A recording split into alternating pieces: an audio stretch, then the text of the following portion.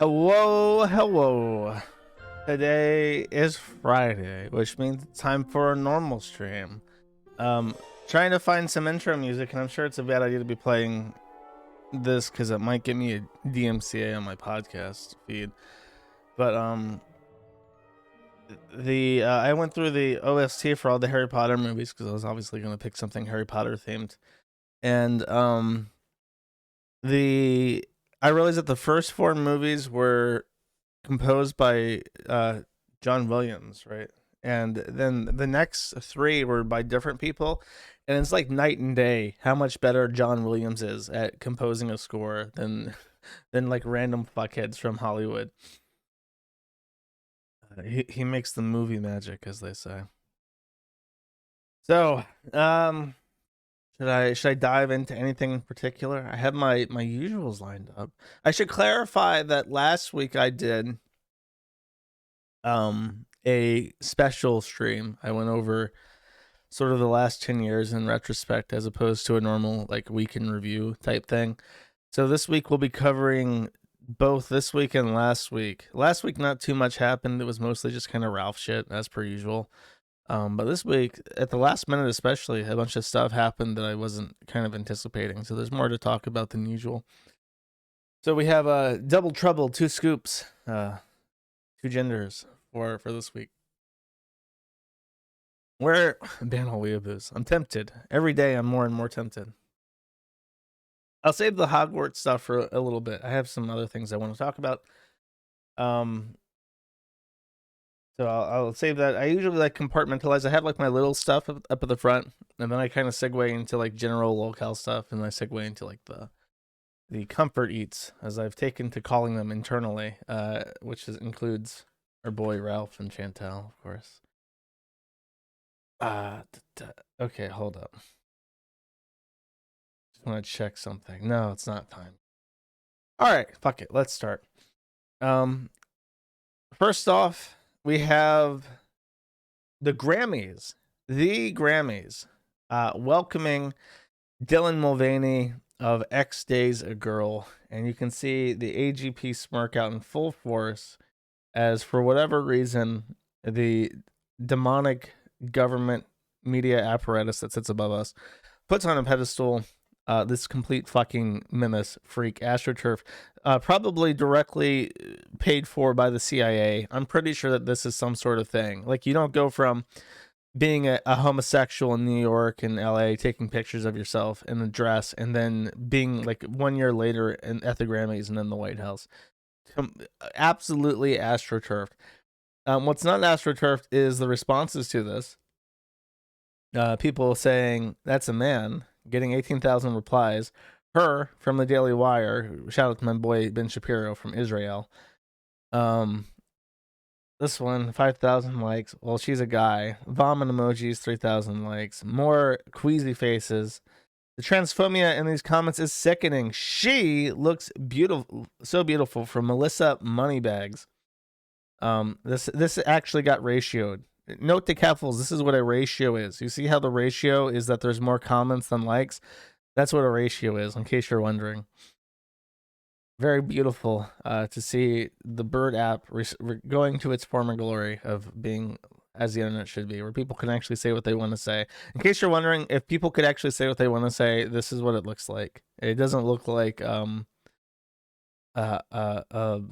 what's it called? It has like a special name. It's like love crashing or whatever the fuck, like the cult term. You know what I mean? It's not that. It's more like this. Another win. Okay, that's one win for the good guys, right? The other win is that the race is saved. Marzia, the Italian girlfriend of PewDiePie of many years, I think wife now, is pregnant. They got pregnant in September. They've waited since then before announcing, which is a good idea. And it looks like after all these years of speculation, they're finally having a baby. And when I say the race, don't get it twisted. I'm not talking about you, Whitey. I'm talking about the Italiano, Masteraciano, the Prego Parmigiano Italiano, the real purebloods, the Mediterranean Chads are rising the fuck up and taking over. We're fulfilling the prophecies of El Duce, and there's nothing you can fucking do to stop us. So big ups to my boy PewDiePie. He finally knocked it out of the park. The real question is, in case you don't know, they moved to Japan. For some sick fucking reason, they moved to Japan. So, and they moved to Japan after getting pregnant. So, I don't know if they're intending, because if they raise the baby in Japan, the baby's going to learn English, Swedish, Italian, and Japanese, which is fucking preposterous, really. Realistically, they'll probably only learn English and Japanese and not know Italian or Swedish at all. So that's a bit strange. I'm assuming that Swedish is a dead language anyways, so I guess that's not missing out too much. Italiano is still strong and vibrant, with red as blood as our pasta sauce. But yeah, I don't know. Hopefully they'll fucking leave Japan. I can't imagine that's a great place to raise a baby. I mean, I guess anywhere is a great place to raise a baby if you have infinite money, but I wouldn't do that to my kids. If I had kids, I wouldn't say, "Okay, kids, I brought you into this world. There's a catch, though. You're in Japan." That's almost as bad as saying, "Hey, kids, I brought you into this world. Welcome to London." You know, that's like, why would you fucking do that? Why would you do that to someone? How can you live with yourself? Sorry, eggplants. Anyways, that's our good news. Hopefully, I wish them luck. More good news, actually. Get ready for open source League of Legends. League of Legends got hackerinoed. There's been a string of what's called spear phishing attacks, which is phishing, but it's targeted usually to a high-ranking person in a company. League of Legends got hacked, and the source code has leaked. So there might be an open source League of Legends coming out soon. Brought to you by the great state of the Russian Federation, which looks exactly like League of Legends, except all the people of color, all of our base gender queer League of Legends characters and people of color have been replaced with Slavs. And they only speak Russian now for whatever reason. Turn up my mic, you say. I think my mic is just fine. I can see it in the yellow, the red. I don't know what you're talking about, my dude. So that's that. Also, Reddit got hacked. They kind of went back and they talked about what happened. It wasn't Reddit's open source, in case you don't know. So that's why there's like Reddit clones like Vote and rdrama.net. However, I think what got stolen in this instance was, in particular, administrative documents. So that's not been released yet.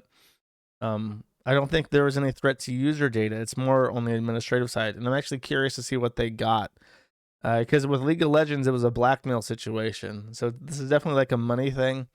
And I think even Cloudflare recently, they didn't actually get hacked. Their security was too good. But yeah, there's lots of spear phishing, corporate espionage type stuff happening right now, which is kind of interesting. So while Reddit and League of Legends are not having the best of days, Hogwarts Legacy is, and this is of course our transphobic segment of the episode. Actually, the entire episode is a transphobic segment. But Hogwarts Legacy, I was streaming it yesterday. I was streaming it for the 3 days of pre-order before it's released. It's released today for everybody else. However, I read this tweet 30 seconds after it was published, and I'll read it now for the Man at the Internet people. Thanks to you, Hogwarts Legacy is officially the #1 single-player game ever on Twitch with 1.28 million peak concurrent viewers at launch. That is people watching the game during the pre-release phase. So the game is not even officially out yet. Even as I say this, the game is not out. And they've already smashed the record for most viewed Twitch game ever released.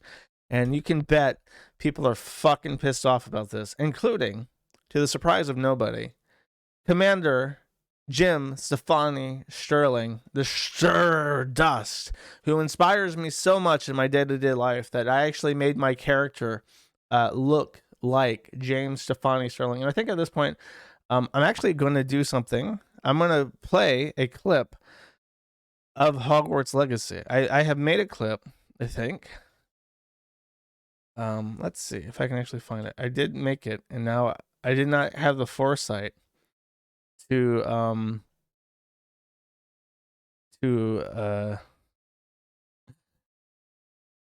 actually put it aside. We're not alone. Okay, I do have it. Here it just says this is a 4-minute clip of me murdering goblins, and I will contextualize all of this in a second. But for the sake of the stream, I'll play what was probably one of my favorite parts of streaming the game.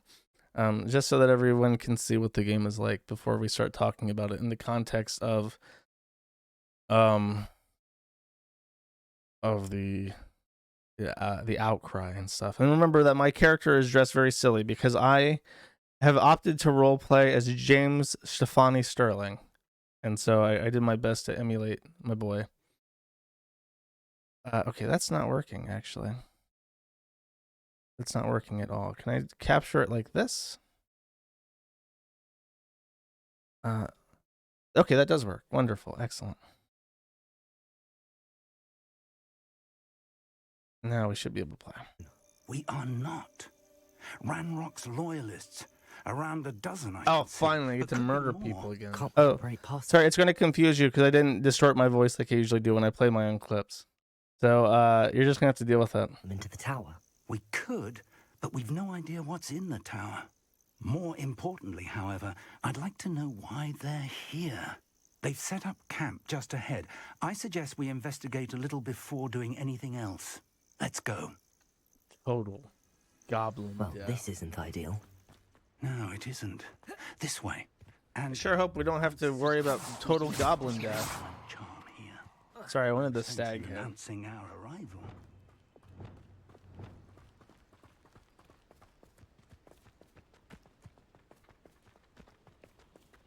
I was only following orders. Leave your acting. Quickly now. That's what they all say. Oh, I have to sneak past?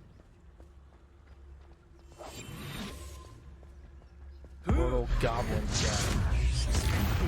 Carpentry. Well done. Good job, my boy. Good job. Why, this might be the best meal I've had in years. No, I mean it. I don't think I should need to eat again till next week. There must be something here. Ramrock said so. I just want to kill these people. Oh, there we go.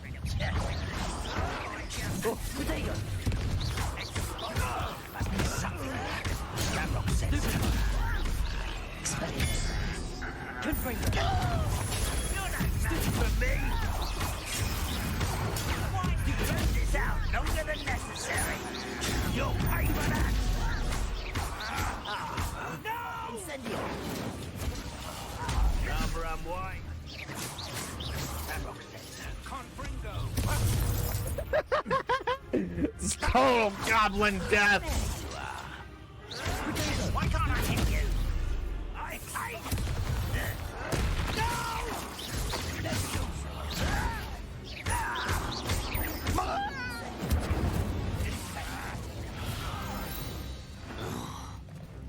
Total goblin death means total goblin death.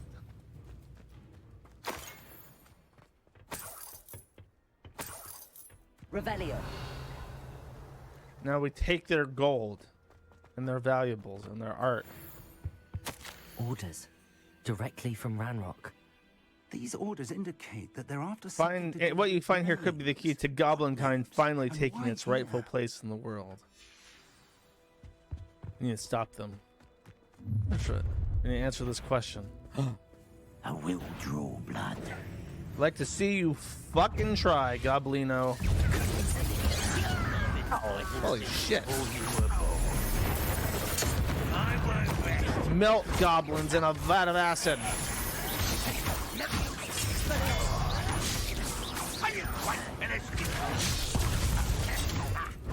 Now it's on, my dude.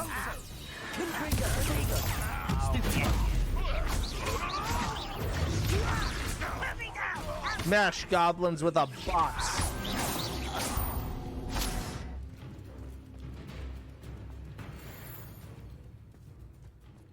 Lightning goblins. Revelio. It's It's more than mere coincidence that we encountered Ranrock's loyalists here. I think. Looks Heal like we Goblin found the Wiggenweld entrance. potions. Report It's green locked. cuts to the Internal Revenue Society. That is my footage. I hope I have enticed you. I hope I have demonstrated the game a little bit to people who are curious about it, as is my intention. I hope my commentary has been insightful, and now I will go over everything in that. Yes, in case you're wondering, Jews have been complaining that goblins are an allegory to real life Jews. They have said this for literally years. But first, let me take a step back and talk about Commander James Stefani Sterling, my boy. This is him showing his flapjacks off. Kind of horrific. This is him complaining about how gamers TM have been rubbing this in everybody's nose for days now that Hogwarts Legacy has been doing extremely well. He says, gamers TM spent years claiming game reviewers were biased and paid off, yet now they're trotting out scores for the Wizard game as proof that it's awesome. Some guy kept posting a screenshot of IGN's score at me, and I'm supposed to believe they suddenly started trusting a site they've made jokes about for over a decade. They love to use too much water site now. I don't know what too much water means. Okay. Christian 2920 says, that being said, without having anything against trans people at all, never have, never will, I've got a few friends who have gone through transition and I support them in every way. Does that mean that I can't enjoy a game based on a universe I grew up with and love? Commander Stefani Sterling says, you can enjoy it. You just can't claim to be an ally. He continues seething. Nope, I'm not reviewing the Hogwarts game. It sickens me every time I open the PS Store. And literally every time he goes to escape the world that is his nightmare fat prison. Look at this fucking face. This is how this man lives. He has his mouth open ready for cock at any second. He's a giant deflated balloon who pretends to wrestle troons in the squared circle. That's the only way he can get his dopamine anymore. He's addicted to painkillers. And when he goes to escape his life and he goes to the PlayStation store to play his video games, he sees the advertisement for Hogwarts Total Goblin Death PS Fuck Troons. There are only two genders by J.K. Rowling herself. She developed every part of this game. He literally sickens him. His stomach churns. His blood runs icy cold. He breaks out into a sweat and he starts hyperventilating because he just can't believe that we exist in this world that we do. He says, my coverage will extend to explaining in detail how that game supports a viciously fascistic transphobe. So he refuses to watch it. He refuses to talk about it. He refuses to play about it. In fact, there's even a trans character in the game. They're in the Three Broomsticks. They're a total girl boss. Awesome. Defends the main character. Voiced by an actual real-life troon. However, their fantasy name, which I assume that the voice actor okayed, is Serona. So Laura Kate Dale, who is James Stefani Sterling's number 2, and they host some shitty podcasts together, says, of course, the transgender character's name starts with Sir. So even though they have gone out of their way, like you heard how weird my character sounded, there is no gender in the game. Zero. There is zero concept of gender. You can pick whatever character you want. You can give them whatever face you want, whatever color, eyes, and hair style that you want. You can give them whatever voice you want. You can pitch shift that voice. And then on top of that, you get to choose if you want to be a witch or a wizard. And the only thing that affects is what dormitory you start in. So there's like it's already a mixed dorm, so it's like there's not like a strong, it's just what side of the dormitory you start in. It's the same dormitory. It's not like heavily gender coded or whatever. There's almost no difference. So, and then in the game, they specifically avoid any kind of gendered language. There's not a single pronoun ever. I think I've heard one they in 9 hours of dialogue, and they use some sort of person that was like bizarre to me. It was like student person or something. It was a weird person suffix where you would almost always use man, but they couldn't, and they couldn't find a synonym to work around it. Gentle person. It's not even like gentlewoman is an appropriate term. You would say like I suppose you could say a woman is very gentlemanly or polite, or just say polite. But for whatever reason, they went for gentle person. This extremely bizarre anti-gender term that was like, what the fuck are they smoking when they write this shit? So even though they went after all that, the shrooms are still not happy. Still not enough. Who would be surprised? Of course, James Stefani is now at 801K. Which means now usually what happens is they lose on Monday, they lose 1,000 subscribers. This one's been pretty slow so far. It's about 2,000 to 4,000 a month, depending on what they do. However, there is a chance that they will put out a video next Monday about how much they hate Hogwarts Legacy, and I think that will finally be enough to get them like 3,000 subscribers lost in one Monday. Every time he puts out a video, he loses subscribers because people are reminded that he exists and they just unsubscribe because he's a freak. So the next one might be the one. If not, it'll probably happen by the end of the weekend. So I'm excited for that. This is what I meant about the Jews, by the way. This has been a controversy since the first movie came out. They brought it back up whenever they want to shit talk J.K. Rowling. They want to say not only is J.K. Rowling a vicious transphobe, she is also an anti-Semite. She is a Nazi, basically. Even though she is just a regular woman, basically. They've tried, number one, okay, no, here's the thing. The goblins that Chris Columbus put into the original movie, and you have to give Chris Columbus props because all the visuals that we associate with Harry Potter are basically from his work. There's almost no original art from J.K. Rowling herself. So this is the mind of Chris Columbus, but Chris Columbus made a fuck ton of money making a bunch of good movies and has basically retired as far as I'm aware. So he doesn't get into controversy anymore. He was smart. He got the fuck out. So number one, this isn't his thing. Number two, there was a controversy that in the Gringotts, because number one, the bankers are supposedly Jewish coded, there's a 6-pointed star in the bank. And they thought, oh my God, they actually went to all the trouble to put in Stars of David, the yellow stars from the concentration camps, specifically to bully these poor goblins and make them obvious Jewish anecdotes. The problem is that the building that they use for this, they did not build. This is not a set. Technically it's a set because they use it to film, but it's a rented building. It's the Australian House in London. It's from it's like a Australian foreign mission to the Commonwealth in London. And they have the star because if you go to Google and you type in Australian flag, you'll notice that they have 6-pointed stars. I'm pretty sure it's 6. It is. Actually, it's 7. Oh, I'm wrong. How could I be so wrong? 1, 2, 3. Yeah, it is 7. It's 6 on this. And this is the original flag when they were still a colony. They made it 7 later on. But they went with the 6-sided star inside the building. I think in reference to it's not the North Star, it's the other one. What's the name of the South Star in the Australian flag? South Star name.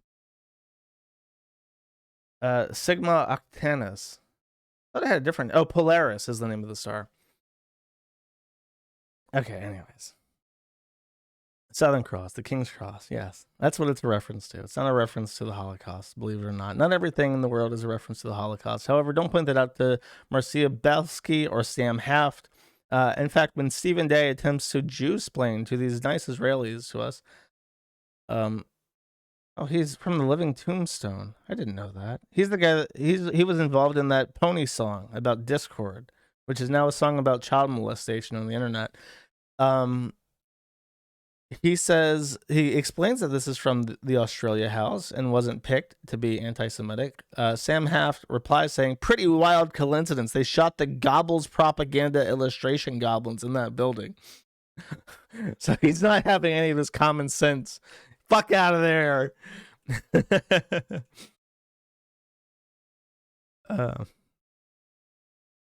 6-pointed stars predate Jews, probably. Was there anything else about Hogwarts I wanted to talk about?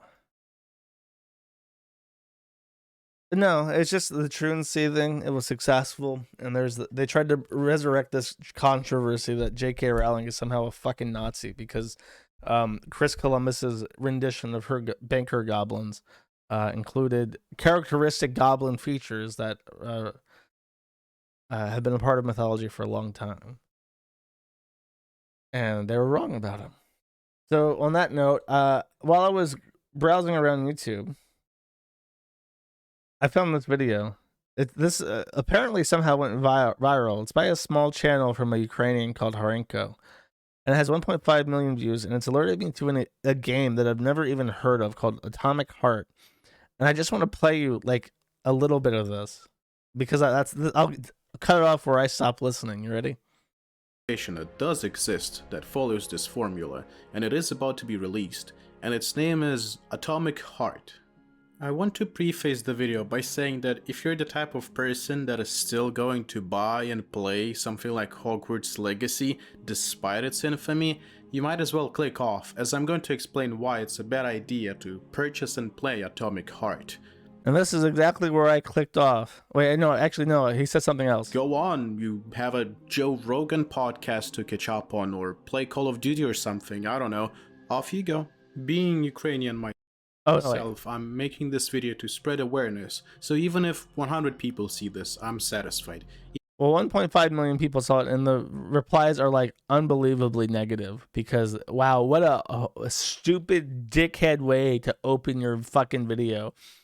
It makes me angry because it's like the United States will never dig itself out of the debt that it has created in supporting Ukraine during this war. And this guy is from Ukraine, and he's going to get on the internet and in my language explain to me that I'm a fucking bigot and I cannot be persuaded to because I might listen to Joe Rogan or play Hogwarts Legacy. And I'm like, bro, fuck you. I hope Putin fucking drone strikes you, you piece of shit. I mean, I don't know. Maybe I just feel entitled now. But it's like after my country spends $1 trillion to support your country, maybe you can just shut the fuck up about American politics. How about that? That's all I ask. I don't even ask that you support specific viewpoints. Just shut the fuck up. Don't have an opinion. I don't have an opinion about Poroshenko or Volodymyr or whatever the fuck his name is. I just it really made me angry. Oh, fatigue. I don't know. Like, this dude's obviously some paused retard in fucking Kiev. He's probably Jewish. He probably has enough money where he doesn't have to worry about conscription because his family has wealth. He probably doesn't even live in Ukraine. I looked at his profile and he says Ukraine, but I guarantee you he's probably living in Germany or Poland or something now, and he's completely non-threatened by the war.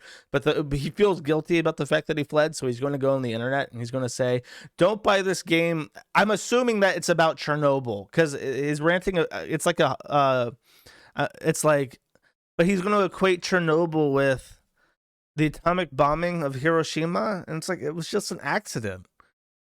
They didn't do it to kill Ukrainians. We dropped bombs on Hiroshima to kill Japanese people. I don't think they were trying to cause an international incident that would lead to the dissolution of the USSR a couple of years later. I'm pretty sure it was just an accident.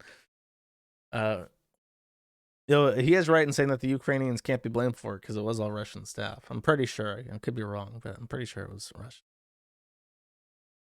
The developer is Russian, but based in Cyprus. Dude, the thing is, I'm so minded that you can separate art from artists. I'm very much along those lines where it's like, I can even listen to music from like anime and British music, and it's like I don't care who makes something. So I never understood this outrage where it's like you can't buy a Harry Potter game because it'll kill trans people. Even if I cared, even if I gave a shit, I still wouldn't subscribe to that belief system because it's like it's a video game, it's music. It's like stop making everything like code for this bullshit. I just don't give a fuck.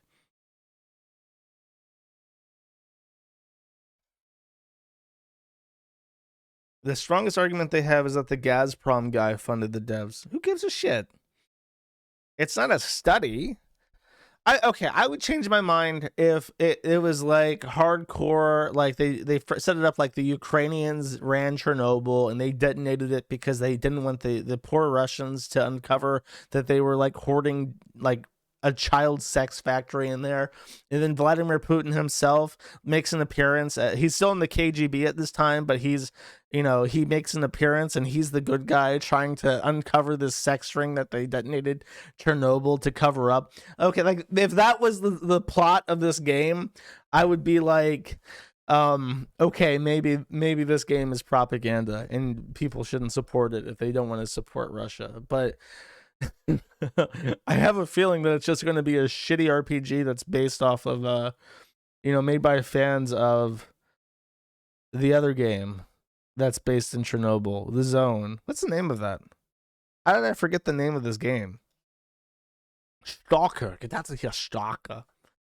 Sorry, I had a wet brain, a wet brain moment. It's a BioShock clone, didn't. I mean, the thing is, it's baffling to me that these people are like, no, you can't buy this you can't buy this single player RPG experience.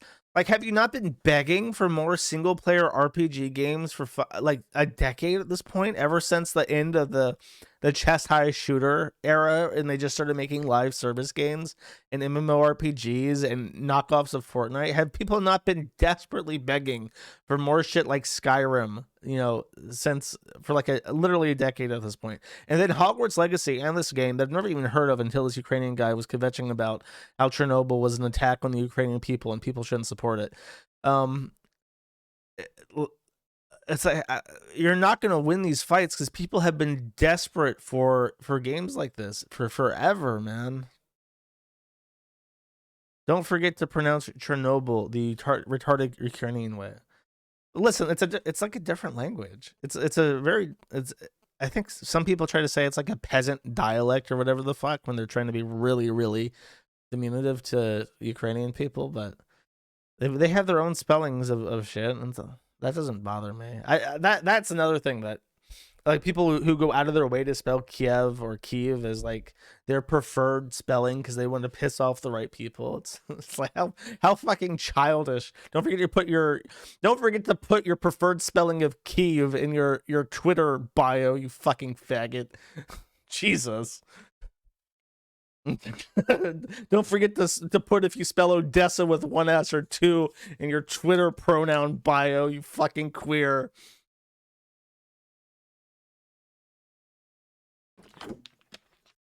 Like, wow. They call me ADL. Jim tier take. No, you gotta respect the Russian language. They're the last saviors of the white race and the only people fighting global homo. It's Kiev, not Kiev. It's Kuv, not Kiev. It's Kharkiv, not Kharkov. It's Lviv, not Lvov or Lov. Come on, bro. You gotta support Putin. Fuck off. Fucking retard, nigga. I have to delete this stream after I'm done now. Got me all Terry Davis. You got me all worked up. All right. Next tab. This is the light locale segment where I start dipping my toes into what I'm going to be talking about. Can we nuke Kiev yet? Are you still using services there? Yeah, actually, I do have a box in the UA. They don't have a tier 1 though, because I think the Kiev IX only has Voxility as an upstream. I'll have to talk to them, see if they can get me a tier 1. Maybe I'll just pay for it myself and keep a presence in the Kiev IX. I'll take what I can get, man. I'm not a picky boy right now. Anyways, Baked Alaska, very excited to go to jail. Let's hear what he has to say. Yo! Let's fucking go! What's up, everybody? Your boy Baked Alaska here, about to go into federal prison.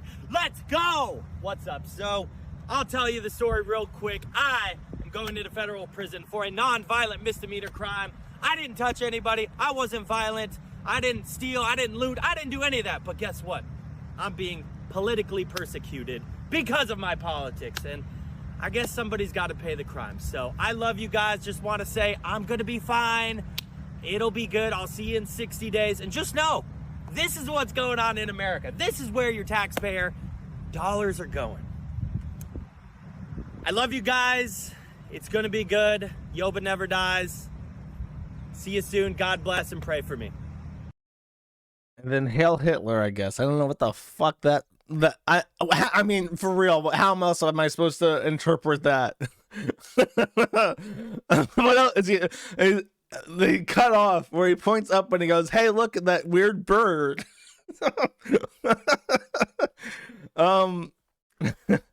So he gets 60 days while everybody else gets years.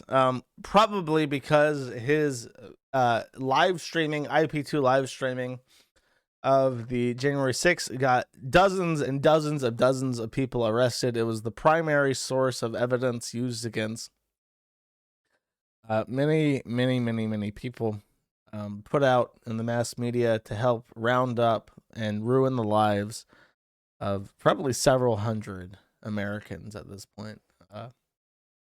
Good job, Baked. He's crying about 60 days as if that's not the LOL sentence that they give out to the federal informants, as if that's not the sentence number that you can't tell other inmates because they immediately know you copped a deal if you say that you're in jail for 60 days. Very interesting. Good luck to Baked Alaska. I don't know why he looks so fucking gay. Can we talk about that? My stream, right? Why does he look so fucking gay? He looks like Joe Dirt. Something about his hair just makes him think like, not Joe Dirt, the other guy, the big cats guy. Oh, jeez. Tiger King Joe. That's it. Not Joe Dirt. Joe Dirt's a very different thing. Joe Exotic. He looks a little bit like Joe Exotic. And as we know, Joe Exotic was a man who loved men very, very much. Almost as much as he loved cats. And those aviators were so fucking... He's just so gay. He's trying to look like a rapper.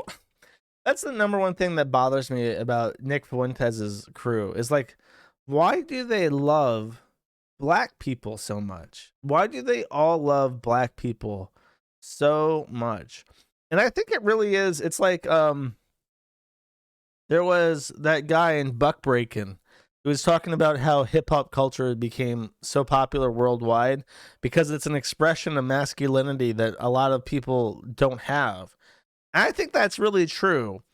I think that's why I think that is true, especially the people like in America First. Like, they're all pussy whipped little boys, they feel like, and they're like, they listen to these jungle beats that pump testosterone through your veins, and you're just like, yeah, papa the boom boom shit, man.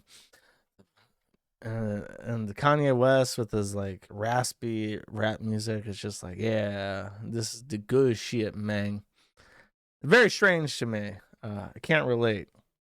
It makes them look very pathetic to me, at least when I interpret it that way. So then we got Tommy Tudor. There's a chain of people going to jail. Baked Alaska's the first. Tommy Tudor was arrested on the 7th for trespassing at a gas station, which I assume means that he was told not to return to this local gas station near his house, and he decided to do so anyways, which resulted in the police being called and Tommy Tudor being picked up. So he's obviously not going to get a serious penalty for it, but the police are obviously getting pissed off with him fucking around and annoying people. So I wish Tommy would stop bothering people who don't want to be bothered. Also going to jail or has been arrested. I don't think that he's in custody. I think he has been charged with a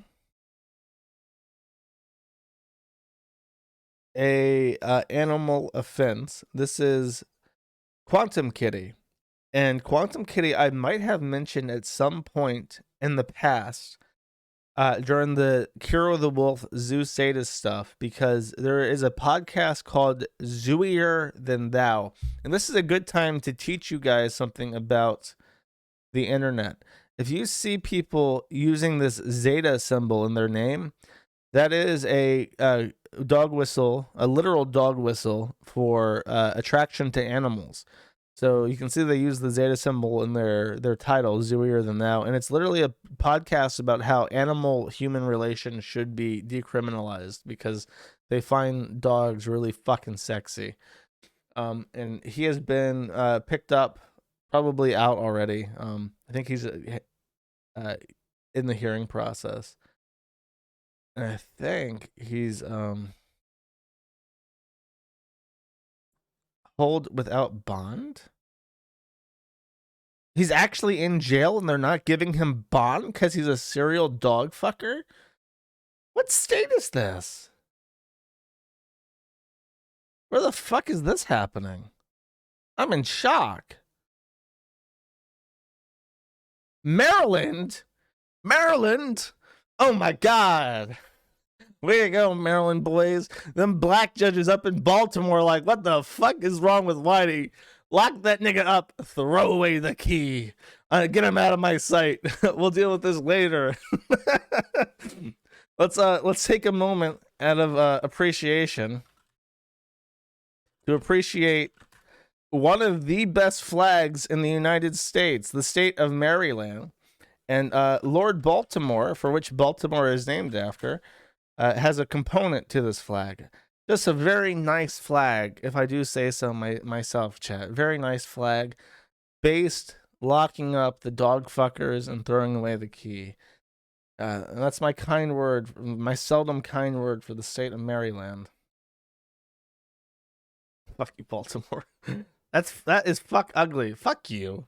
What's your name? Your name's Shiana Mangata?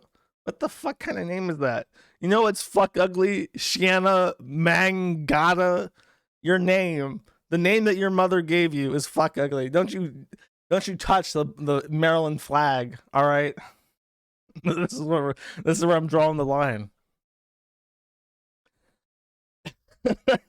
Not having a good time in this series of bad times is Ethan Klein. Ethan Klein, in his infinite wisdom and sense of impunity, in the year 2022, I want to say, decided to go after a guy named Ryan Kavanaugh. I do not know if he's related to Judge Kavanaugh, the Supreme Court Justice, who had a very turbulent induction to the United States Supreme Court under the Trump administration. However, he is involved heavily in Wall Street. He is a very rich and powerful man, and Ethan Klein of the H3 podcast decided that he would go out and he would say that Ryan Kavanaugh looks a lot like Harvey Weinstein. So he bought a domain. He put up this website that says, does Ryan Kavanaugh look a lot like Harvey Weinstein? And he basically implied that this man, without evidence, was a child rapist. To the point where if you type in the name Harvey or Ryan Kavanaugh on Google, one of the suggested search results is, are Harvey Weinstein and Ryan Kavanaugh related? And I believe that this was actually a direct thing that they coordinated to try and poison his SEO, to try and associate him with a convicted sex offender. So for whatever reason, I don't know where the origin of this feud comes from, Ethan Klein decided to go after the livelihood of this man, bought his name as a domain name, and then Ryan Kavanaugh at first went to court to try and sue him for piracy. There are laws protecting domain name registration that are well established both in the United States and international court. For instance, there's the very famous PETA.org, which was made as a parody website for people eating tasty animals. PETA won because they have a trademark for PETA, and they were able to reclaim the domain name. And there have been many such lawsuits that have followed suit to get domain names that were parked to maliciously fuck with a brand. However, Ryan Kavanaugh, and no, the people eating tasty animals thing is a real Supreme Court precedent set for domain name and trademarks. And it was literally the people eating tasty animals one that made it to the Supreme Court. It's also an important law in the World Trade Organization, which is a UN thing for copyright. However, Ryan Kavanaugh lost the suit for his name because I don't think that names are. I think the rationale was that names are not trademarked, so he doesn't have a right to his name like that. So instead of going for the intellectual property route, Ryan Kavanaugh lawyered up with his vast resources and wealth and decided to sue Ethan Klein for defamation. The problem is that in California, they have one of the strongest anti-SLAPP laws in the country. If you don't know, anti-SLAPP is a measure in civil litigation, and especially in regards to defamation and First Amendment things, where you have a high burden of proof to meet before you can proceed to further hearings. And if you fail to meet the bar during the anti-SLAPP, you're liable for court fees right off the bat. So if you try to launch a spurious lawsuit for defamation, you fail at the anti-SLAPP, you owe court fees. So during the lawsuit, Ethan Klein tries to invoke anti-SLAPP against Ryan Kavanaugh, and not only did that get refused, the language that the judge used in denying the motion to anti-SLAPP the Kavanaugh lawsuit against Ethan Klein was very strong, that they would find him guilty of defamation. Used very strong language indicating that they believe that the language that the defamation was intentional, knowingly false, and malicious, and that Ethan Klein, after being sued, went on to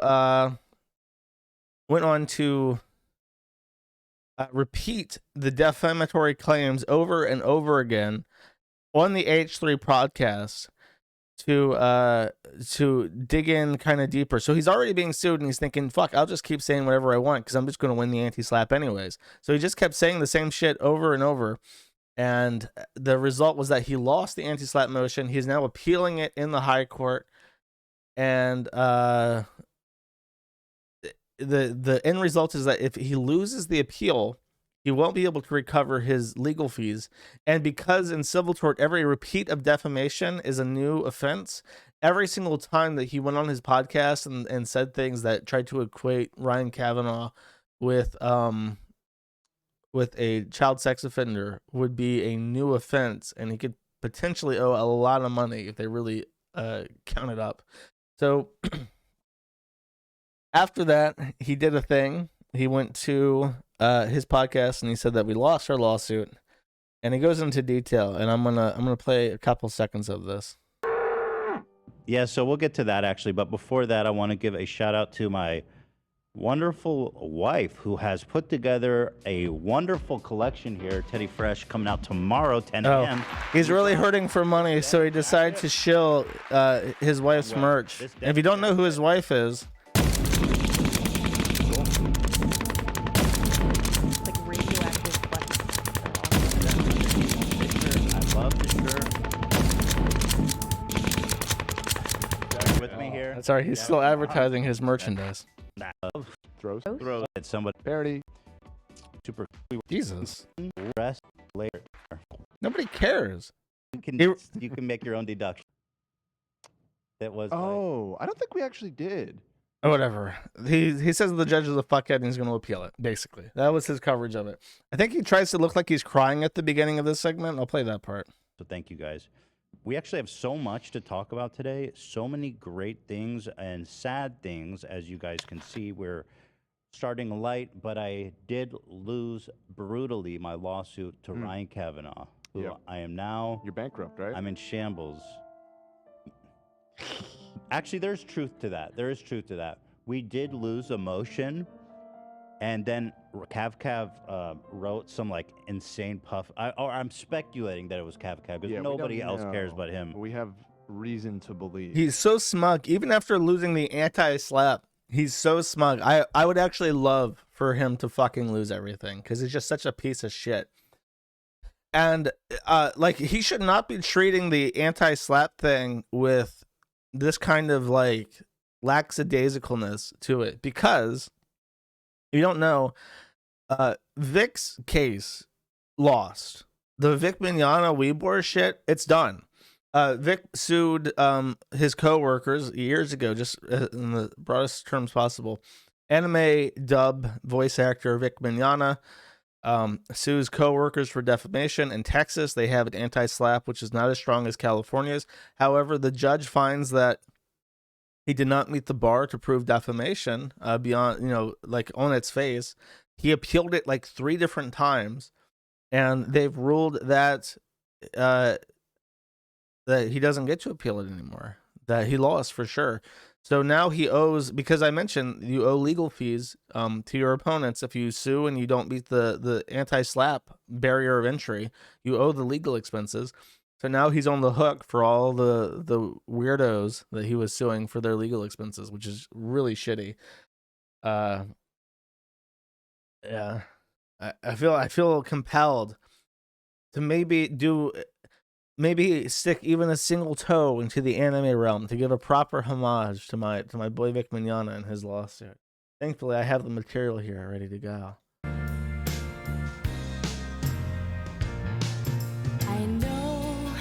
I know I've let you down. I've been a fool to myself.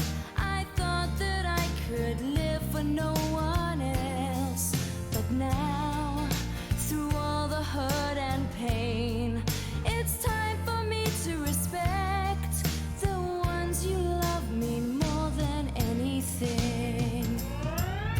So with sadness in my heart, feel the best thing I could do is end it all and leave forever. You know what's funny? Done is done, it feels so bad. I remember when I saw, in case you're only listening, there's a picture of Ty Beard, Vic Mignogna's lawyer, wearing a shirt that says, "Damn it, Nick, we lost the case again." I remember when I saw this, and I was on podcasts like years ago, and I saw this shirt, I thought, that's a blunder. That is a blunder. That's a fuck up right there. I think I specifically said this. I called it out. I said it both on podcasts, I said it on the forum. That is not what we call a good look. And I think that them losing the case, from what I understand, and I might be wrong, so take this with a grain of salt. This is Josh trying to use his memory, which is his least functional part of his brain. From what I remember, Ty Beard filed something last second, and because he waited to the last second and fucked something up in it, he was given an option of how to remedy it, and he did it wrong. So they ended up throwing out a 200-page brief or something, which is part of the reason why he failed to meet the anti-slap law, is because of how they fucked up this brief. And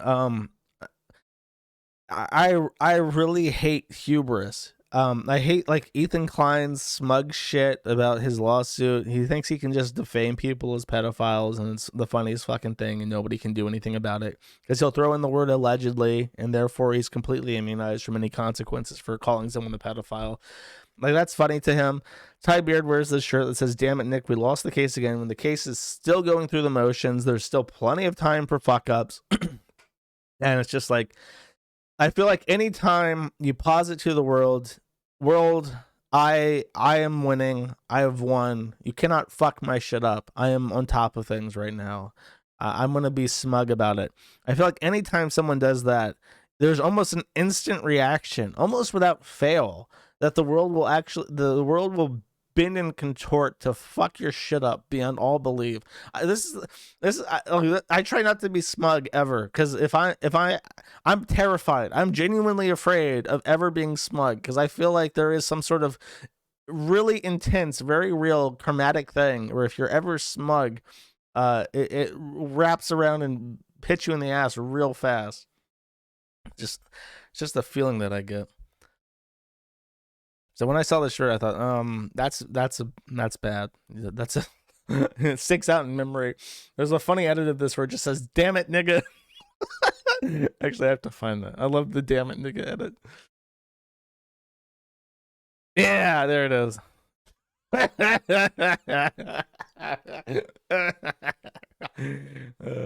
Wonderful.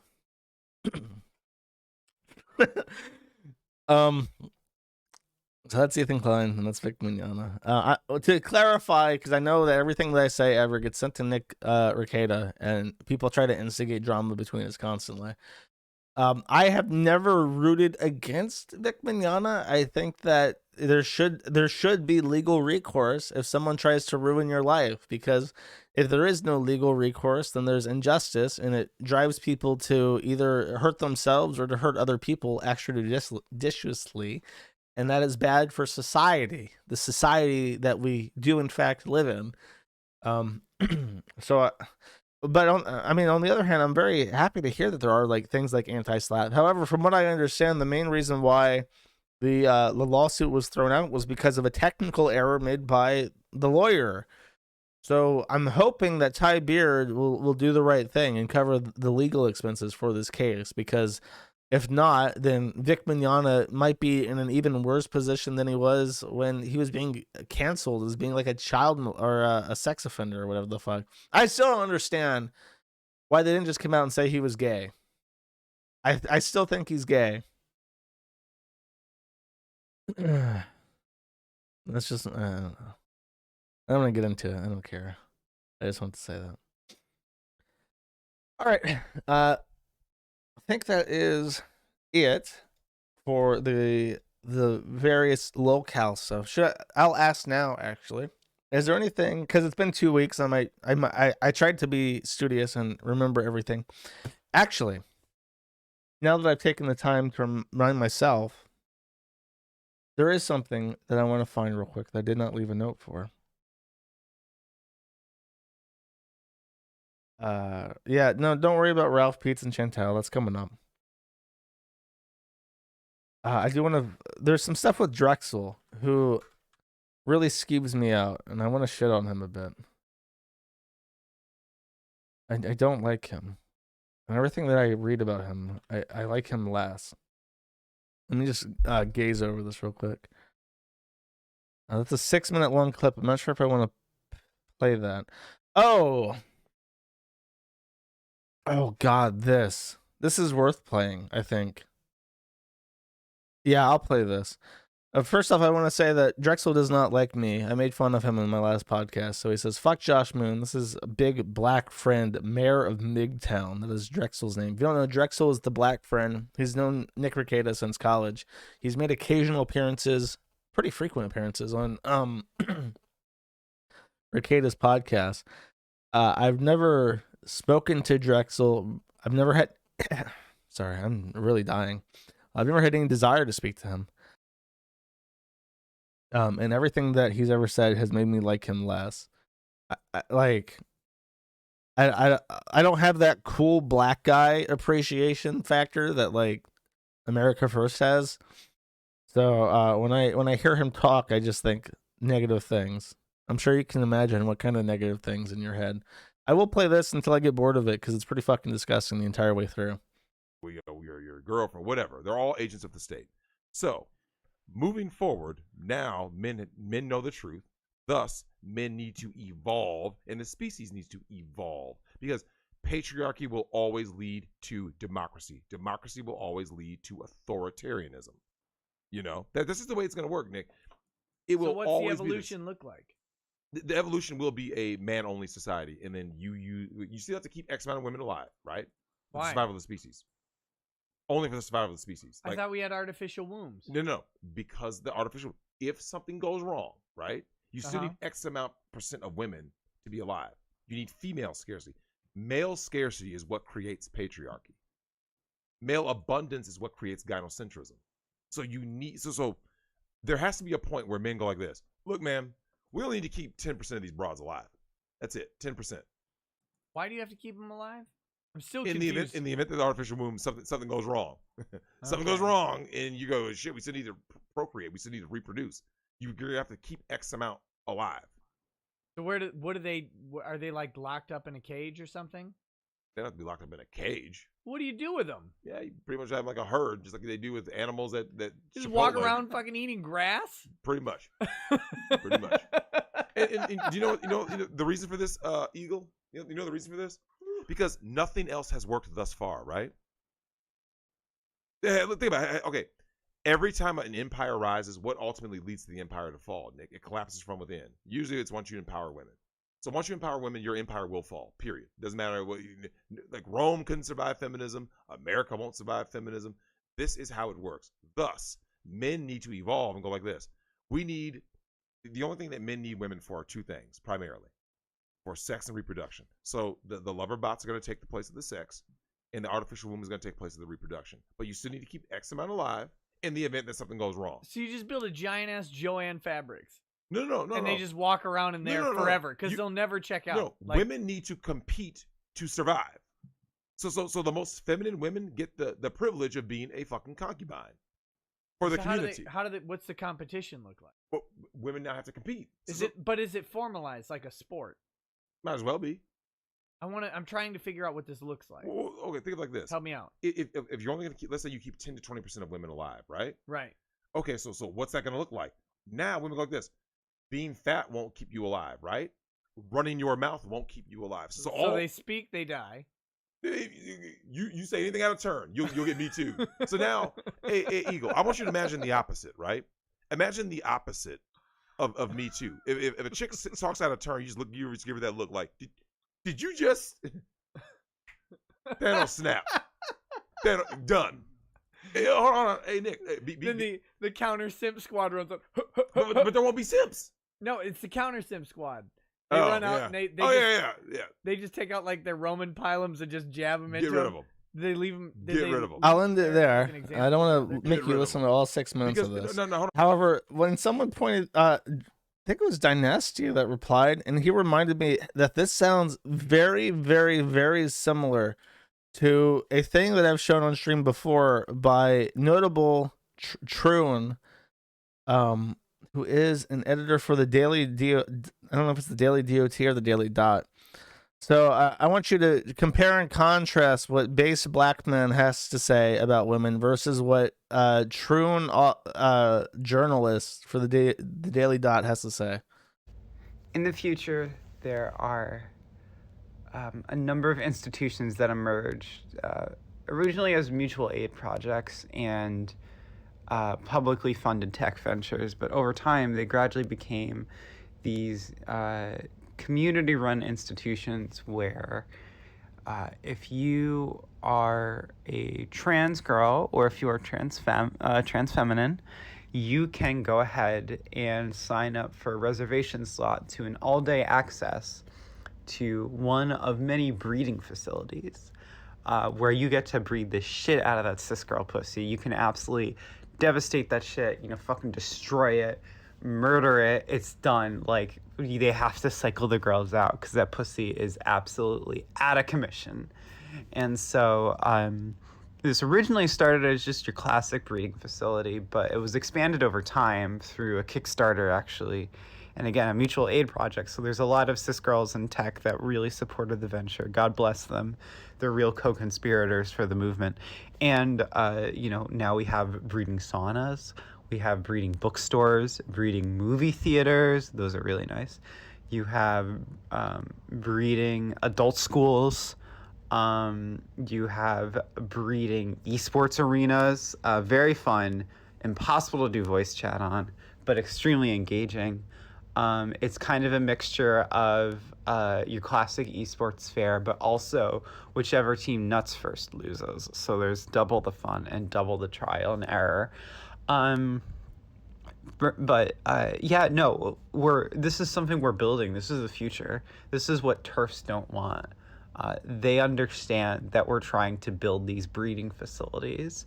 And it's really important for you to fund your local trans girl top who is absolutely destroying that good pussy right now. Like, you need to give her the funds because she is the future. It starts with just the breeding facility where everyone blockchains a contract and gets inside. And it starts with the Mastodon server and the private. So, the incel to Troon, the MGTOW to Troon pipeline. Ladies and gentlemen, have I made my case or have I made my case? By the way, this person still works for the Daily Dot, and they were so toxic that when they tried to join Drop Kiwi Farms, Keffels told him to fuck off because he had put out this audio which had essentially ruined his career. Very, very sad, very tragic. Not really, but whatever. Okay, now I present the opportunity for you to tell me if I missed anything in the minor locale sphere before I get into the comfort eats. The Macedon server. That's right, boy. That's right, boy. Everybody get onto the breeding Macedon server. The Fediverse to turn pipeline. Hey now. Hey now. Come on now. Seth the program gentleman. I don't know that. I don't know. All right, boys. We'll proceed into the Rekieta rant. Basically, Rekieta went on and Rekieta's been watching this 3-week long jury trial that appears to be making him go insane. And he was on a panel with like 5 other lawyers on the show, and he went on like literally a 20-minute long rant about how jury body language analysis is a pseudoscience, and he hates that people want to see it, including his own fans.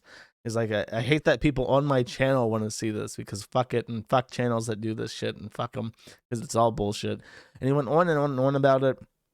And there was like the people streaming with him looked like they were all about to commit suicide. There was one guy, Branka, from the Law of Self-Defense. Nick Rekieta says rejects this claim of mine and says that he loved it. But I mean, I don't know how much body language is actually a pseudoscience. But when I was reading that guy's body language, he wanted to blow out his fucking brains with whatever weapon he had on hand. He actually left the stream. I don't know. It just seemed really like. I don't know. Maybe it's just an internet entertainment thing. I go on rants to try and be funny, but his co-host seemed like they were in on the joke, which is why it was awkward. If it was just people like riffing off, something that they didn't like together, that would be one thing. But there were 5 people there. One guy was ranting. One guy was humoring the ranting.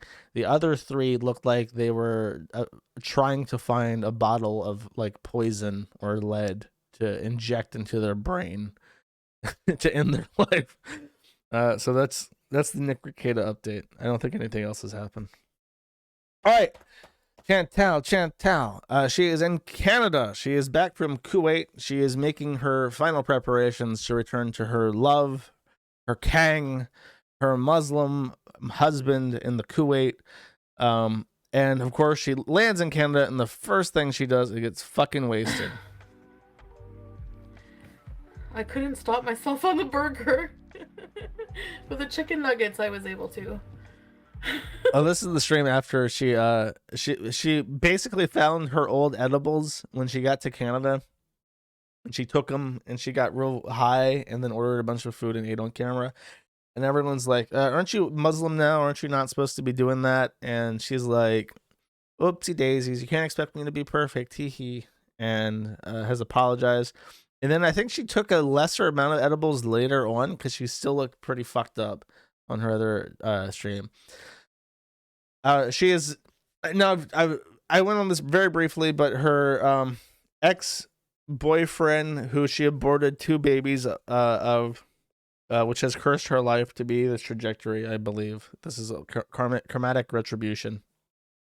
And then cheated on with a black man, and then when he said he doesn't care, he would like to open the relationship anyways, she was so sickened by that cuckoldry that she literally dumped him for BB. And then she cheated on BB, and then they broke up, and then she got with an Egyptian man, and then she did meth with him, and then they had a bad relationship, and then she met a guy in Kuwait on Tinder. And now she has been living with that first guy the entire time, whose name is Pete's. And Pete's is a loser. He lives off her money. She pays for his existence out of pity. This is not a joke. He makes no income. He does not work. He is not looking for a job. He does not collect benefits. He literally just takes her money and then jerks off to lesbian teenage romance novels and comic books in his room all day, every day, and does literally nothing. And then wonders why he's depressed and thinks maybe it's because of his gender identity. That is Pete's. However, in Islam, by a command of the Prophet Muhammad, peace be upon him, married women may not live with a man who is not their husband. So Salah, expecting her to maintain her dignity and to protect his own dignity, because no self-respecting Muslim man would allow his wife or a wife to live with another man, has said, Pete, gotta go. sorry, Charlie, you got to get the fuck out of there. So she's selling all her shit. She's listed a tour to come by and take furniture out of her house. The rest is going in the garbage. And Pete is being forced to find a new home. She'll be living on her aunt's couch until she's ready to move back to Kuwait when she is able to, because of visa expiry times and so on. Usually it's a 90-day on, 90-day off kind of thing, where you can stay. I know this because I've juggled 90-day visas for forever. Go to country A, 90 days, leave, stay in another country for 90 days, go back, 90 days. We'll go back at 90 days. You can do that literally forever, and it's great. If you have the luxury of doing that, I would actually recommend it. It's a nice way. It's a nice way to be. So, yeah, how stressful. That's why I'm looking to stop moving soon, because I've moved enough times in my life where I'm done with it. So Pete's is in a bad place, and Chantal is annoyed by her because I think that the rule was when she came back to Canada that because she has being nice and giving him time to move out on his own, she's allowing him to stay there. However, he cannot be outside of his room while she's outside of her room. So that way they are not. I'm talking about Chantal. Chantal is a woman. She's not a tranny, in case you're wondering. So Pete's is not allowed outside of his room while she's outside of her room, and vice versa. And that's how they're going to try to obey the Prophet Muhammad, peace be upon him, while she is in Canada getting her affairs in order, and while Pete's is getting his affairs in order. So this is Pete sneaking out to get his dishes out. Caged animals, right? Not interested, fatter, or even so if you're a beezer. Years for Wait. I want the part where Pete's is there. Street and don't like it's not. I know. Where's the? I didn't timestamp this, unfortunately. Oh, here. For survey channel, some commentary video. Okay, Pete's comes down, and watch how annoyed she gets. And I don't know, cold potatoes just. She doesn't even want to talk to him. She doesn't want to look at him. Doesn't want to acknowledge him. For sure.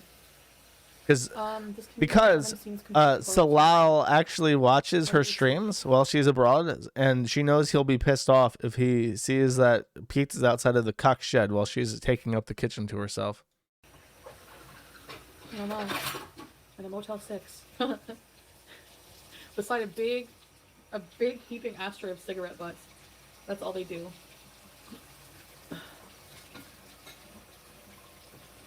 You can just leave it. She's rolling her eyes and shit, saying, "Please stop washing your dishes. Just get the fuck out of here." He looks so unbelievably uncomfortable.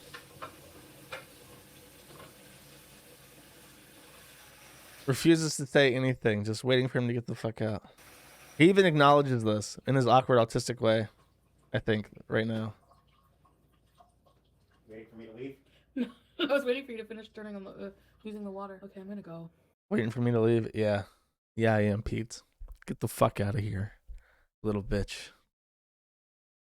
Pete's, on the other hand, is not taking this so well. And to clarify, he is moving to a city in Canada. I want to say it's called Cornwall. That is not right. It's a place in England, but that's what it's named after. And it's like I want to say it has a reputation of being like a shitty place in England. I don't know what the reputation of it is in Canada. Let me find out for sure, because it's killing me too. Oh wait, no, I put this in. He's in the fat board. He's not in the other people board. In the normal board. Jesus Christ, this thread's moving so fast because people are talking about his living arrangement.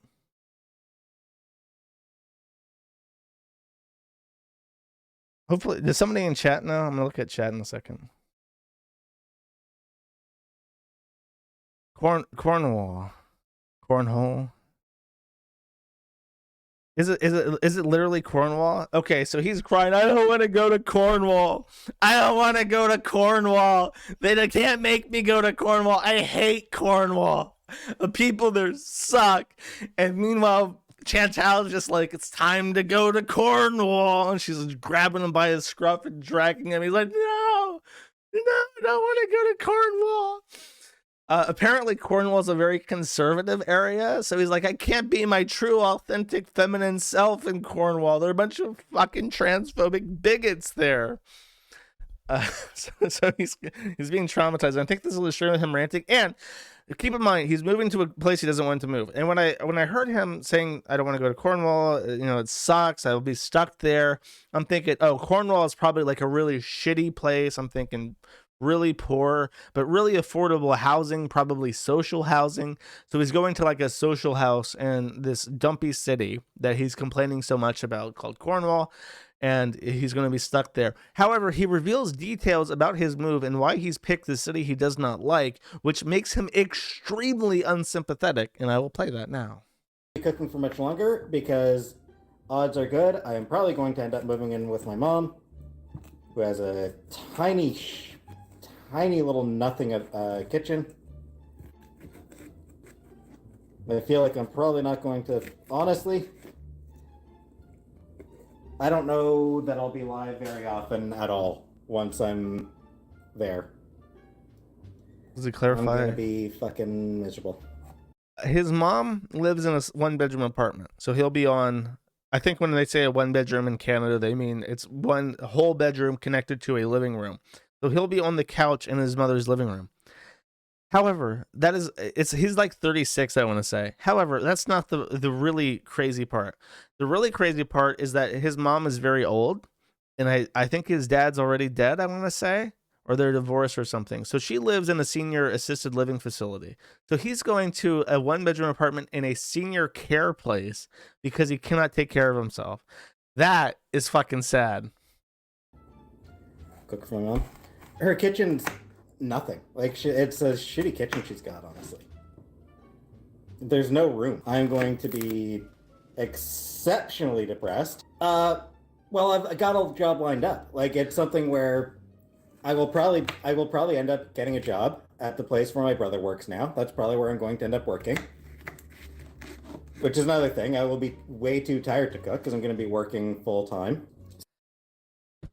That is the part in my head that like snaps. Like, your family has lined up for you both a place to live and a job. You can just take that line and you can say it differently. He said, yeah, my brother has a job lined up for me at his company, and I guess that's what I'm going to be doing. And you can just like say that happily. Yeah, my brother's got a job lined up for me, and I guess that's what I'm going to be doing. Like, you can just say that differently, and it sounds like a good thing. But he's crying about it because he doesn't want to work. And that's the only part I'm going to play from this. It's just like there's zero ability to feel any pity for him at all because he allowed himself to become this man-child who's like a cancer attached to this fat retard.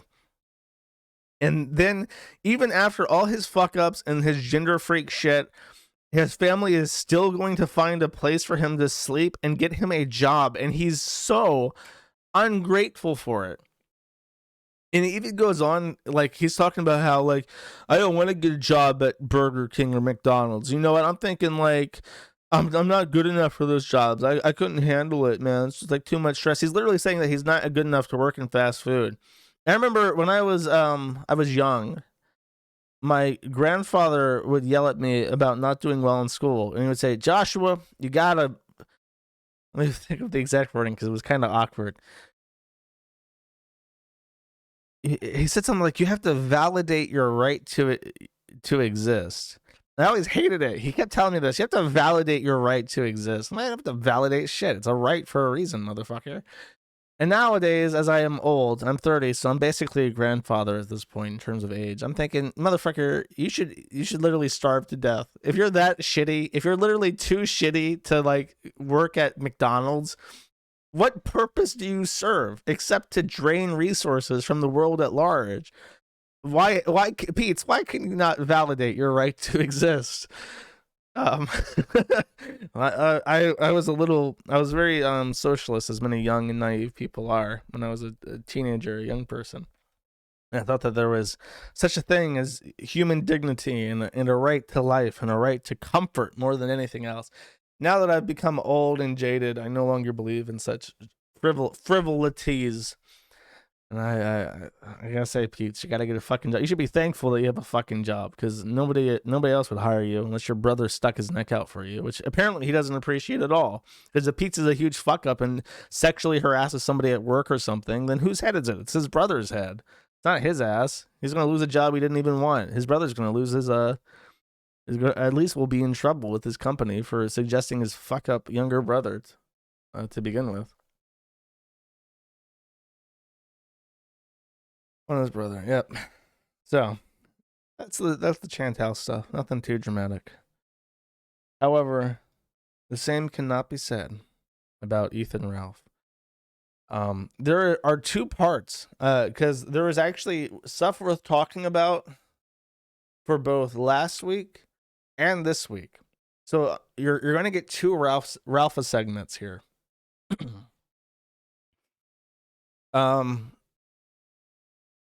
The week, this is all the way back in January. So this was before the executive decision to make my last stream about just the year in review. It started off with Ralph buying his daughter a stroller, which is significant because what has happened is that after Ralph decided to piss off his wife's dad, Harry Morris, has decided to stop bankrolling her. He was, as we found out, he was paying for her even though she was married to Ralph. He was paying her tuition. He was apparently paying her money for living expenses. He was buying his daughter or his granddaughter a lot of things. Apparently, Ralph has bought Rosie nothing, and Harry Morris bought all the essential baby stuff for Ralph. So this stroller is apparently, according to Ralph himself, one of the first things that he's ever bought his child. So that's how it started. It then proceeds to him threatening Harry Morris, saying, "Harry Morris, I know where you work. I know how you build your company unethically, and I know a lot more. Think carefully, because I'm an internet, capital I, internet shitlord, and you aren't. Oh, and I know that whore daughter Alana could suck the chrome off a hubcap. Don't ask me." And then he goes on to imply that May's sister not only sucked his dick in this first tweet, but he then goes on to imply that she's has reproductive issues by saying, "The Ralph seed can't help with barren whores. Sad. Knowing Harry's proclivities, maybe he would give it a go himself." This is like she swallows too, Alana Morris of Rochester, machinist of some sort. So he's trying to basically defame everybody that May is related to. Implies that Harry Morris fucks his own kids. And then in a strike, this requires actually some setup. So as this is going on, Ethan Ralph has decided that he's going to take a big ol' Ralpha male flex on the haters by taking an impromptu trip to Rome, just like that broke dick pedophile Joshua Connor Moon would by being the Globetrotter. So he hypes this trip up, and it's a trip from Yucatan, where he lives, to JFK Airport, New York, to I want to say the Netherlands, and then he goes to Rome from Amsterdam. However, Harry Morris lives in New York, so he is taking a trip through New York Airport, and when he arrives in New York, it appears that May took the opportunity to flee. Has the mayor bucked the guns off her back, and is she now fleeing with her foal by her side to her father's house? Has she taken this trip as like a captive prison basement bride as an opportunity to run for help now that the opportunity has presented itself? Like when those Like those stories of women that were like chained to the basement, have a baby, and they take it to the hospital, and then she uses the hospital as like an opportunity to get the fuck out. It's like that. It's like I'm in New York. I'm not in Mexico. I'm not in Italy. I'm in New York. My dad's right there. I'm going while I can. So Ralph decided to announce this on Twitter and says, Amanda Morris has absconded with my child in New York City. We had an argument in the airport, no charges, of course. It was an argument on the plane, like literally nothing. But now she had disappeared with my daughter. I'm in New York City. I got the real tapes if the bitch wants to play this game, implying that he's going to revenge pornographer May. God fucking forbid we ever have to see May naked. But that's what he's implying there. And then he goes on to say, in reply to Jake from Zedpilled, saying, just calm down and gather yourself so you make smart decisions. In high-stress situations, it can be easy to lash out, but think twice. What is smart for you and your family? I don't have a family. I have a whore who claims to be my wife, he replies calmly. Trust no bitch. And then Harry replies, just waking up to the news. K Puzzle? What the fuck? What is happening? So now, May is missing. Is she gone? Has she finally wisened up? Did she tag along on this road trip to get away from Ralph? Was this a 4D horse chess move? In fact, I was so curious that I put out a video on YouTube, like apropos of nothing, discussing what next E-celeb Amanda would want to fuck. And perhaps because of this video, where I announced that the guy most likely to be Amanda's lawfully wedded husband and a great stepfather for Cozy Rosie would be the Gator Gamer. Gator himself, the loyal broom man of Ethan and Ralph, would perhaps take up the mantle to care for both Ralph's daughter and for May. And I mean this in earnest. I think that is the one true pairing. I think that would work out. May saw this video, perhaps in the car of Harry Morris. Harry Morris driving her and Rosie to his house to protect them. And she's on her phone killing time. And she sees that Matt at the internet has uploaded this video. Very peculiar. Usually I just stream. What could this video be? And she sees it's about her. And she watches through. And she gets through to the end. And she realizes that if she doesn't go back to Ethan Ralph right now, she will be stuck with the Gator Gamer. And she immediately grabs the car seat up, rips it out of the seatbelt, and then jumps out of the car and lands in the margins of the highway, and then hitchhikes back to New York City to return to Ethan Ralph, a slaved horse once more, but perhaps better than being with the Gator Gamer. So indeed, she does return. They make it to, this is in JFK. There was some speculation this was taken before their flight. But here's what happened. Ethan Ralph decided to announce that this whole thing was a quote-unquote work. And if you are an adult and you don't know what the fuck that means, you can probably guess what it means. But it's a thing from wrestling, because adult men who watch wrestling are basically the Western equivalent of anime fans, and they're very mentally ill and never trust anybody who likes wrestling. Every single person I can name off the top of my head who likes wrestling is severely disturbed and has a inability to determine, like, what is fantasy and reality, like, in their day-to-day life. I don't know what the fuck it is about wrestling, but that shit is for weirdos. So he calls it a work, and he says, what's so hard for geniuses to understand? I got kicked off the plane for telling a bitch to suck my dick and mind her own business. Then Amanda and I decided to work it into a storyline for the dummies to make it look like we broke up. Is this really rocket science? And I'd tell that bitch to suck my dick again, 10 times out of 10. Also not banned from Delta. They don't ban for shit like that. They throw you off and tell you to come back tomorrow. Oh, and they all bought it, hook, line, and sinker, including old Harry. So he claims, and this is true, we have independent verification from a Delta passenger that we hunted down on Twitter, that Ethan Ralph was in fact removed, and so was Amanda, and so was Rosie, from the flight to Rome, or to Amsterdam, from a JFK airport, because he was apparently, according to her, according to the Delta passenger that we spoke to, that Ralph was having an altercation with May. He was being so verbally abusive to her in earshot of other passengers on this flight before it took off, that an older woman turned around and said something to him about how he needs to not talk to his wife like that, because she was just so taken aback by it. And his reply, of course, is, "Suck my dick, bitch."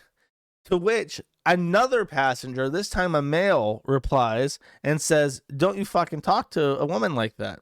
And this escalated out of hand to the point where a Delta passenger, from what I understand, I don't know if this is entirely true, but I think the plane actually went to taxi or had taken off and was in the early stages of the flight, and they decided to turn around and kick Ralph off the plane and cancel his flight.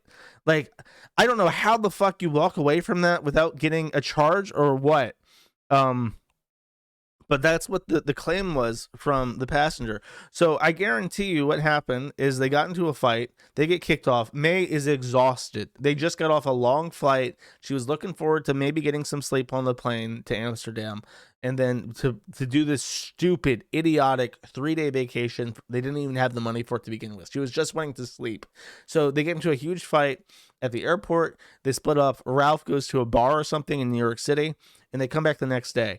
Now, keep in mind, when they kick you off the plane, they don't refund your ticket. So he had to buy another ticket for the next day flight, an international flight. Guarantee you, he spent several hundred, close to $1,000, maybe $1,000 for that plane ticket, which he didn't need to spend because he had to rebook his flight to begin with.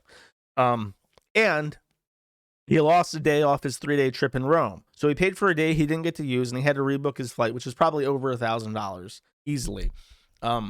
Just to get to Rome for the 2 days that he was there. But while he's there and he wanders off the reservation and May is nowhere to be found and he's drunk and pissed off, he loses his luggage. His suitcase is gone. To this, they have not found it yet. His suitcase is gone. All his clothes in that were gone, and his laptop in that is gone. So there is out there the Ralph Mail laptop who has all the secret Ralph Mail documents on it, and we need to find it. If you are in possession of this laptop, please get in touch with my gypsy contacts so that I can acquire this, because Jesus Christ. But yeah, like, just a complete fuck up. He actually thought that he lost a $2,000 camera. Why he has a $2,000 camera, I don't know. Hopefully it's not to take pictures of him thumbing May's asshole, because I don't want to see that. But he's burning through money. He almost lost the horse and the foal in the process of this trip. He gets to Rome and he's there for 2 fucking days. He has some shitty beer. He has some shitty pasta with some black truffle slices on it. He has a boring ass looking piece of pizza. This is his true Italian authentic experience, a American style pizza, and whatever the fuck that is. And then oh yeah, this. He's so drunk he calls me Johm Potter, aka Josh Moon. If you don't know, I legally changed my name, or filed to change my name in New York to James Potter, because you cannot. Number one, Potter is my mom's last name. Moon is my dad's last name, and I've never been around my dad. But also, James Potter is the name of Harry Potter's dad, so it would be impossible to SEO poison the name James Potter. He vaguely knows this, so he decided to try and get at me by calling me Johm Potter, which is not a name. And this was years ago, by the way. This was like in 2017. So this is his epic shout out to Johm Potter. Hello, ladies and gentlemen. It's 10:31 on the East Coast here in Rome, and I just slapped my wife on the ass. You're messed up. Sorry, Josh. She's here with me, buddy. But nobody's there with you. Eat a dick, bitch. I'm sad. Oh, it's so sad. Should we cry? Should we cry a tear for him? Oh, it's so sad. It's so sad. Maybe one day. Maybe one day. Maybe one day. The really funny thing about this is that the reason why I pulled up this tweet is that Amanda said no more pictures of her, so just me for now. Brooks Brothers, Ray-Bans, and surrounded by bad Italian bitches. And then I say on the Kiwi Farms, oh, she's not there with him. Immediately. May is probably like, I don't want to be in pictures. I'm really worked up. This trip is stressing me out. I'm not having a good time. Please just leave me alone for the duration of this trip. He sees John Potter on Fanfic Farms talking shit. And he's like, bitch, get over here. It's picture time. And she was just like, okay, whatever. I have no option. I will be murdered in Rome if I do not consent.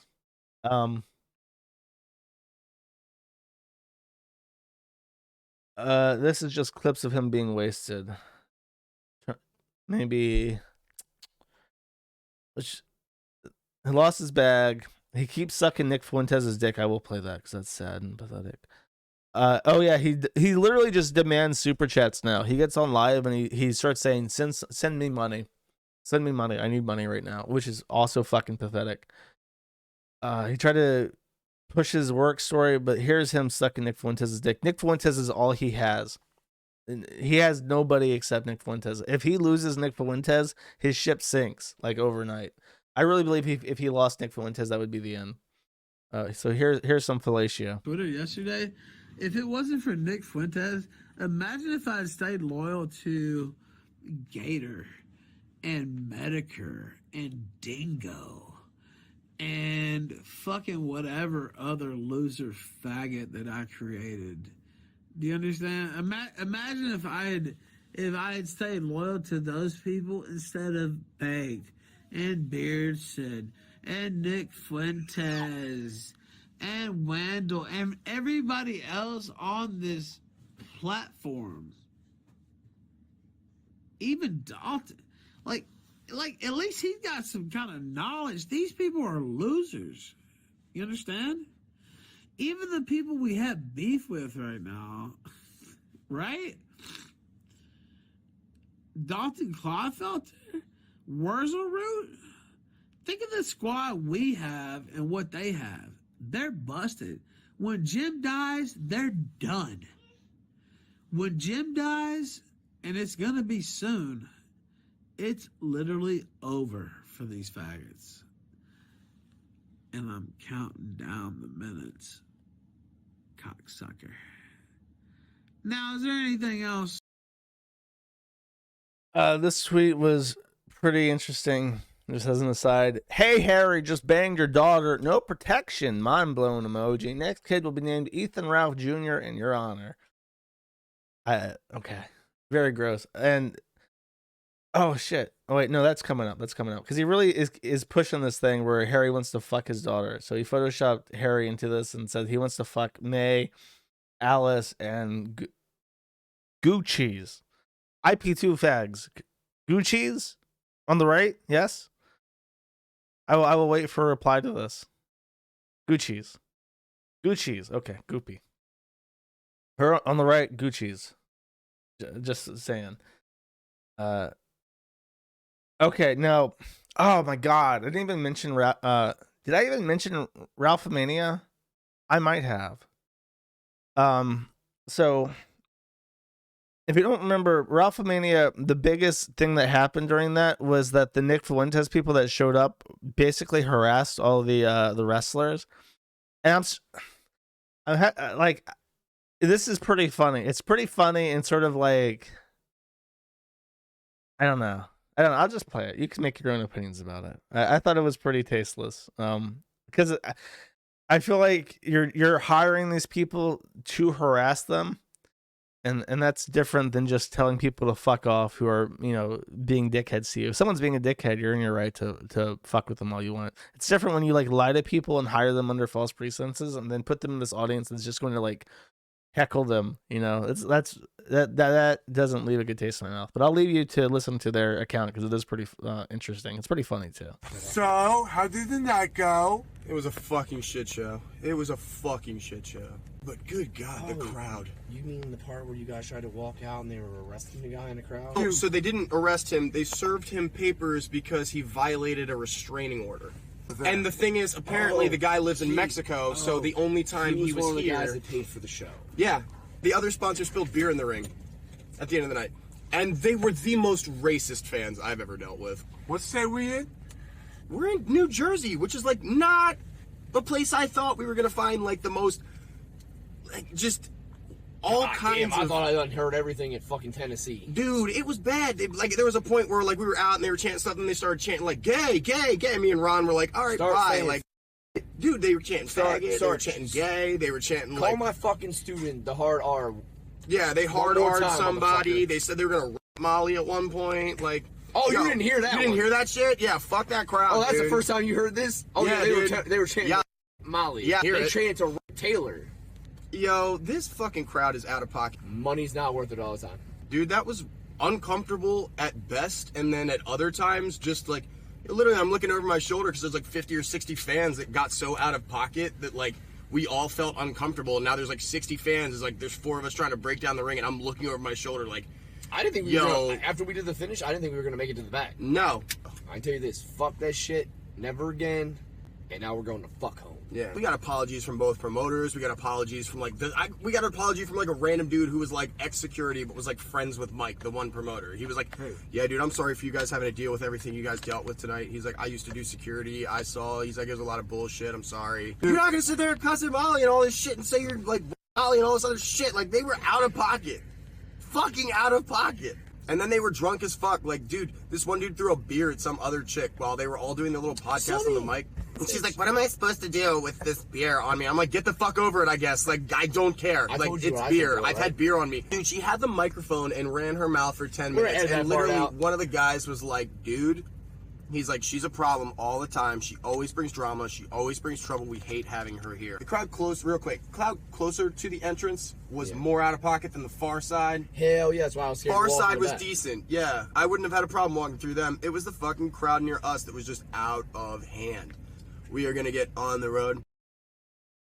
That is a normal person's encounter with Ralph and the America First people.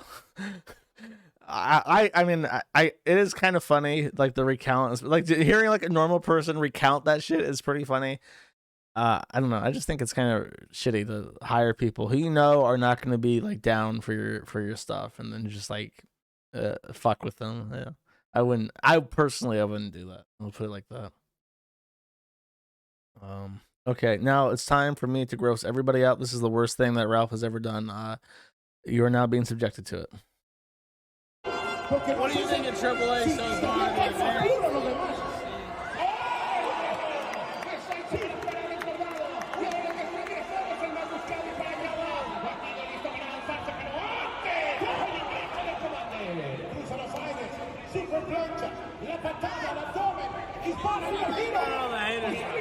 Mucha felicidad para este combate después de ese duelo mano a mano que tuvo entre el Jack Carney contra un luchador que prácticamente se ha convertido en finalista en todo el mundo como lo han bandido.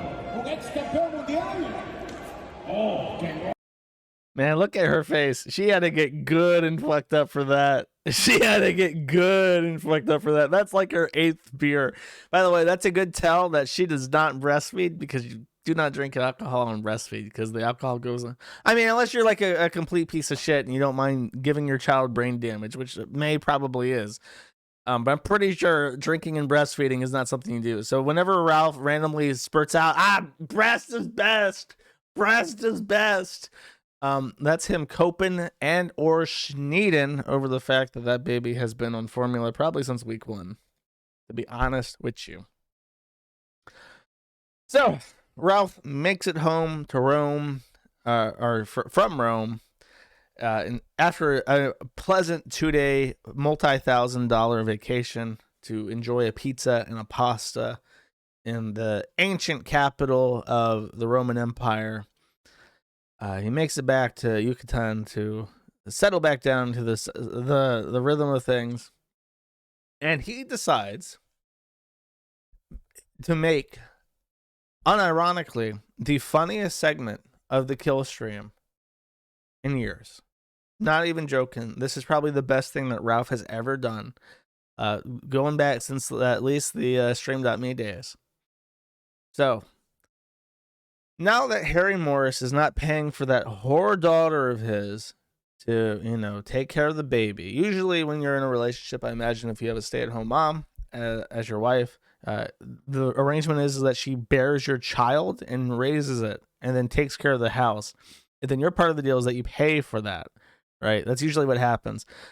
But Ralph Mail, he's on that Sigma grind set. And not only does May have to clean up after him, not only does May have to breed and feed, she has to also earn that fucking cheddar so that she can validate her right to exist in the Ralph Mail household.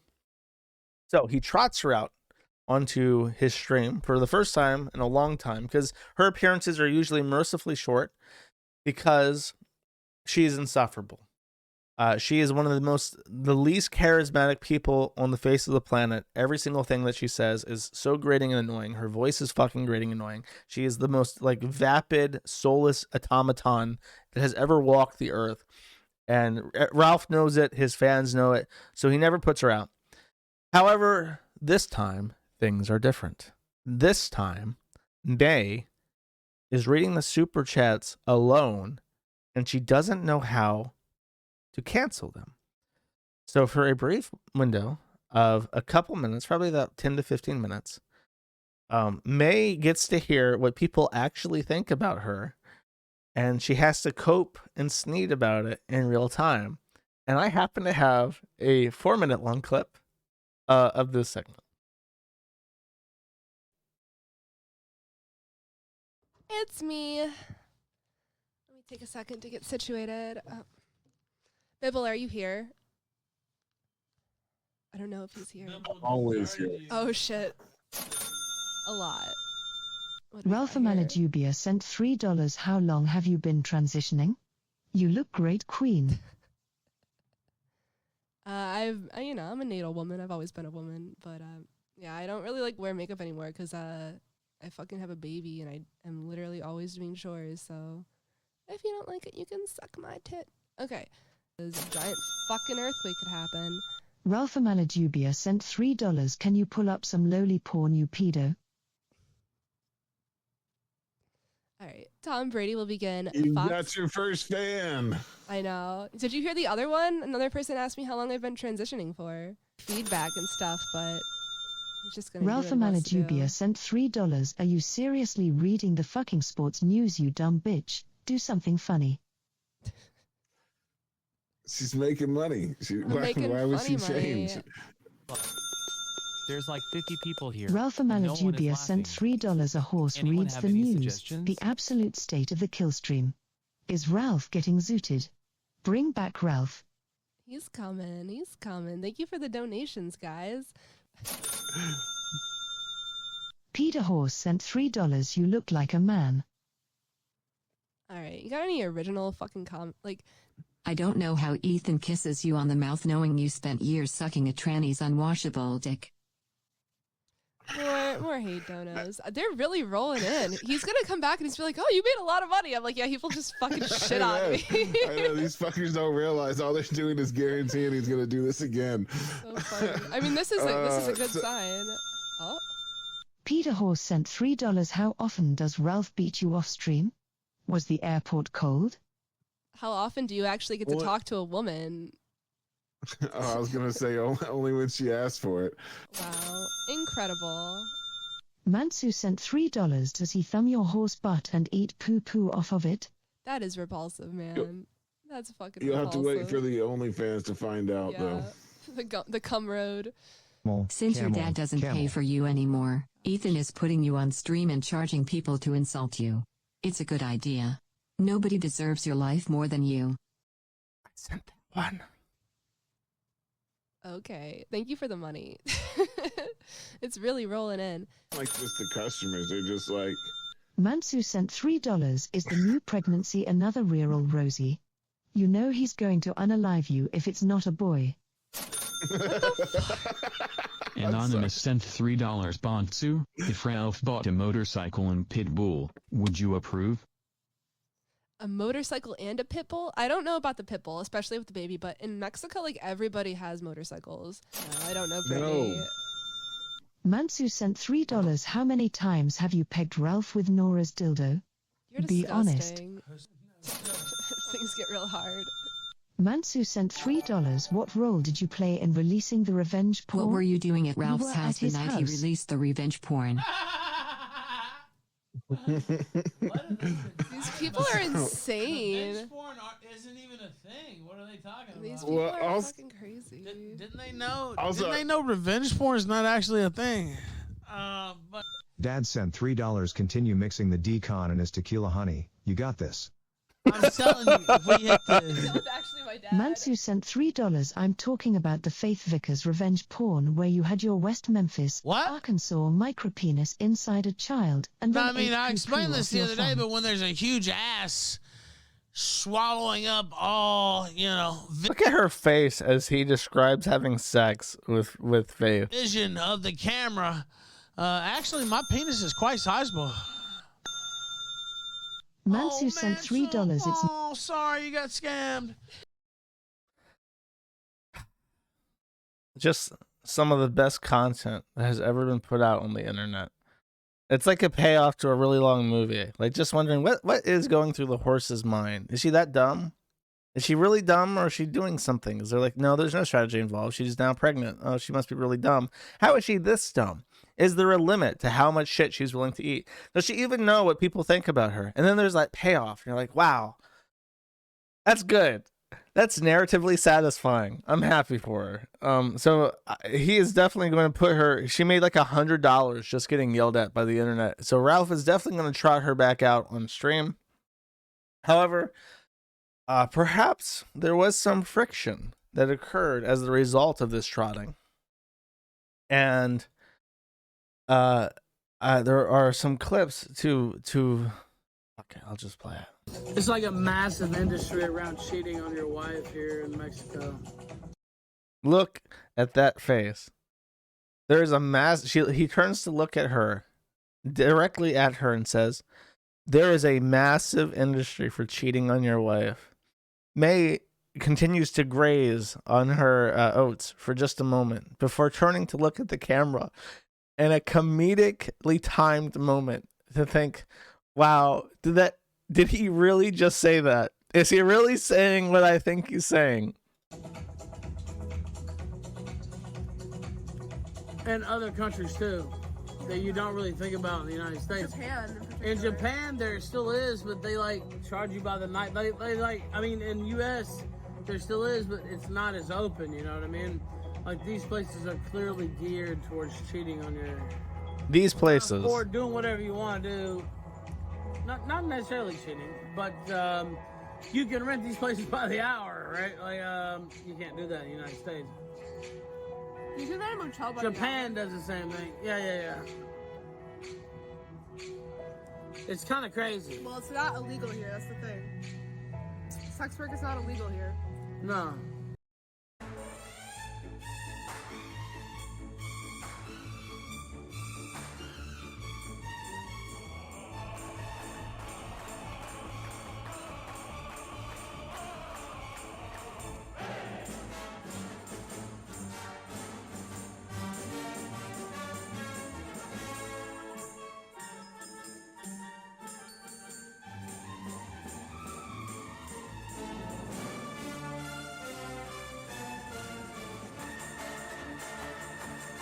You know, chat, I saw a really shocking survey that said more people than ever don't know about the Holocaust. And I think we got to fix that. We got to teach all the kids. We got to catch them up on their education because we're failing these kids every day.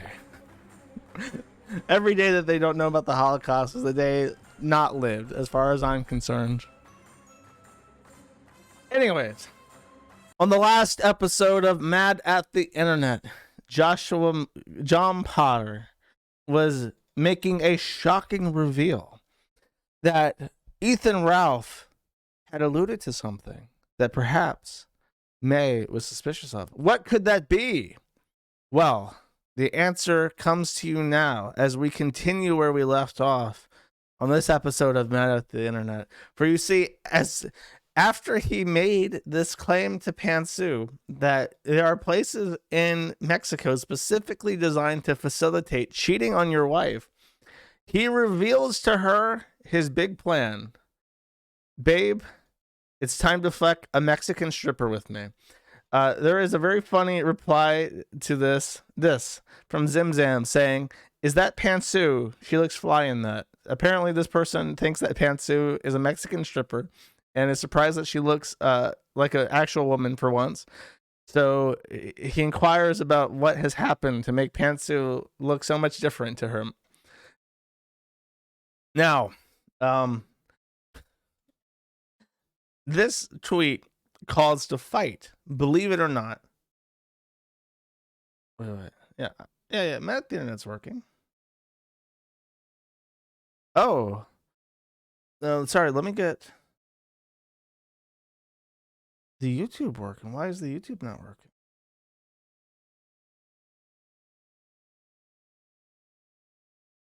Yeah, that's right. 30 frames. Stopping.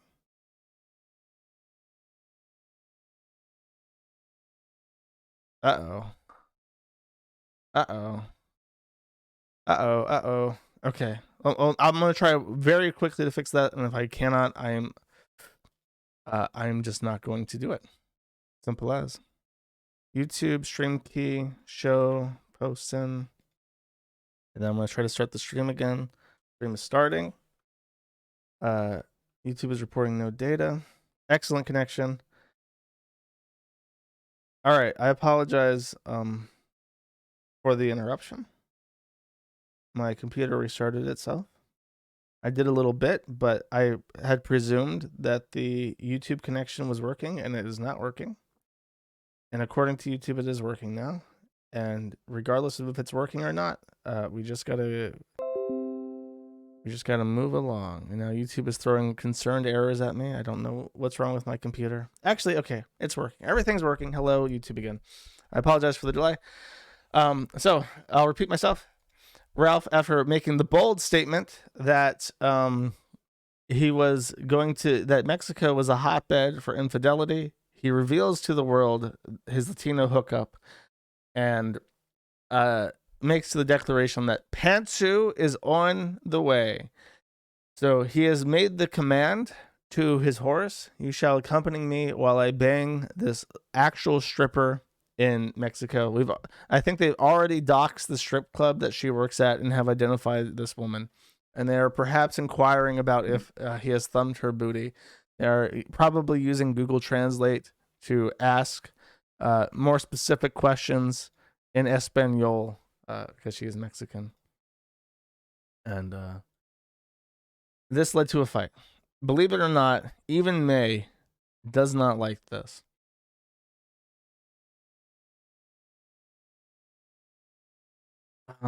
This is not the right clip.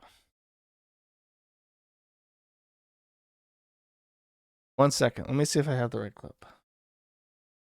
I do not. Dude.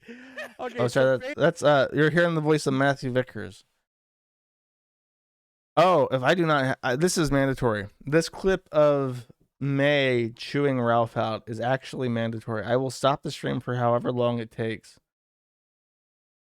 Okay. So here's the issue, is that Ralph has been flagging streams, and the stream that I had clipped for the May grilling Ralph thing is down because Ralph has flagged down that archive of it. I really don't want to paraphrase this because it's really funny. I'm gonna actually have to beg the Gunt chat if they have this clip, because this is a crucial, dangerous situation. As we wait for the YouTube audience to pick back up, we can take 1 second to try and find this clip. Guys, help! I am on air. Where is the May grilling Ralph clip? Help! Lots of E's. I'm gonna put the chat up on the screen. Kneel. I'm not gonna kneel. I can't without logging in. Wow, I'm being bullied by the chat. You fuckers, you have to validate your right to exist. Yes, the clip where May is making fun of Ralph and she had to apologize. Spoiler alert, don't pay attention to that part. Oh, does Cringe Mama have the exact clip? This is either a trick or it's not. Oh, he re-uploaded the video that Ralph had flagged down. Wonderful. Excellent. This is a Photoshop, by the way. The current regime. But I'm kind of just a regular guy, man. I like going to movies. I like going to fool shit like this. Wait, is this actually the clip? No. Something about Red Pill Gaming. Actually, this is the actual clip. I'll just play this directly from the site. Fundraiser. Oh, I can't play that from it because that has like weird porn edits. Where is the? Is there not a version of this without the weird porn edits? Okay, fine. I'll just play this. Oh wait, hold on. Let me see. But I was gonna ask you a question. Oh yeah, it's about my. This is the only clip I'm missing. Aren't you hot? It's like so hot. Did you lie about my scarf? No, I like it. Do you really like When you look at Oh, like pasta?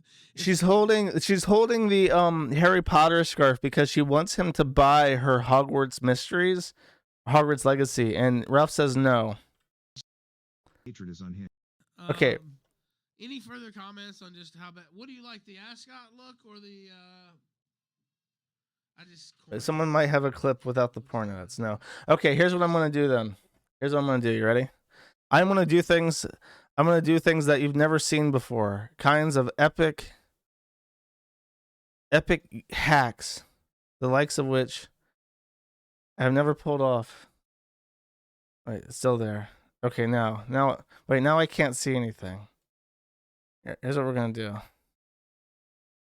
Thank you for including photoshops of May and porn so that I can't just play this fucking clip, you piece of shit. Fundraiser. If you weren't gonna do a show today, I was gonna do a fundraiser. Fundraise your ass up out of this room while I do my show. You love it. You had no content beside me. Yeah, right. I always have content. Nigga, I invent content. Get the fuck up out of here. I'm the king of content. Yeah, you have to invent content because you don't prepare. Why would I ever have? Imagine doing something for money and not even being fucking prepared for it. What a shame. This is Ralph's income, by the way, and he doesn't even have the clips that he needs. Fucking shameful. To prepare. I'm a walking living. Would you like to take over right now? Right now, I have a screaming baby downstairs. No, do you think you could do it better? So this is the Ralph thing. It's like she's just teasing him, but he has such a fragile ego and such a small dick that he has to actually press it. She comes back and says correctly, I have to take care of your baby. And he's like, nah, bitch, what the fuck you just say to me? Motherfucking pics nude and shit, motherfucker. Is it you that's made over $500,000 since I got out of jail, or was it me that's done that? Have you? Okay, let's hear that again. Because that's a really good clip. Is it you that's made over $500,000 since I got out of jail, or was it me that's done that? May, look at that. Look at the horse grimace. In that head, she wields a bomb.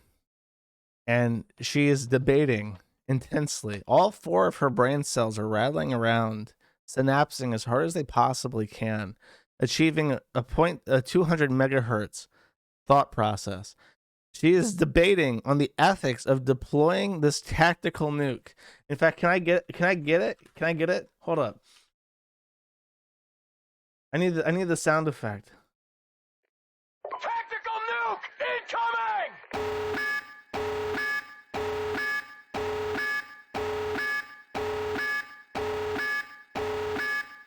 Oh god, it's 20 seconds. I didn't realize it was a 20. Boom. No, I can. I can count dollars and cents. I just want to know, was it you who made all that money? It wasn't Dick. Look, she's still doing it. She's still debating. She knows she's holding her tongue back so much, and he keeps pressing her, and then she says, "Digi, bro, where'd all the money go?" It's still here. She did it. She backed up because she's afraid of being struck at this point. Let's get an instant replay. All that money. It wasn't Digi, bro. Where'd all the money go? She has just dropped it. He broke. Ethan Ralph is a broke bitch busted ass trick nigga who ain't got a fucking penny. He's taking trips to Rome. He ain't got no fucking money. Where the money at? She said. Mayniqua says. Ralph Arone, where's the money you made? And he says, it's still here. It's still here. But she backs up. That like she gets away from him because she knows. Oh fuck, he's gonna be pissed off now. Where's your money at? Where's your money? Why aren't you, mother of my child, earning income for me? I have to drink and embarrass myself on air 12 hours a day every day. Where is your income, horse? Is it with Harry Morris? Fuck. Yeah, it's with Harry Morris. No. Why would it be with him? Well, I mean, that's the only money you ever had came from him. So. Dude, fuck off. I've had help. She tells him to fuck off. That is the struggle. Like, that's how you know. This I'll save it. My analysis. Like Target. Why are you doxing my old employer? And then she tries to make a joke. She wants to relieve the tension after that because it's really awkward. But wow, there's a lot of unpack there. There's a lot of unpack. Let's start unpacking this.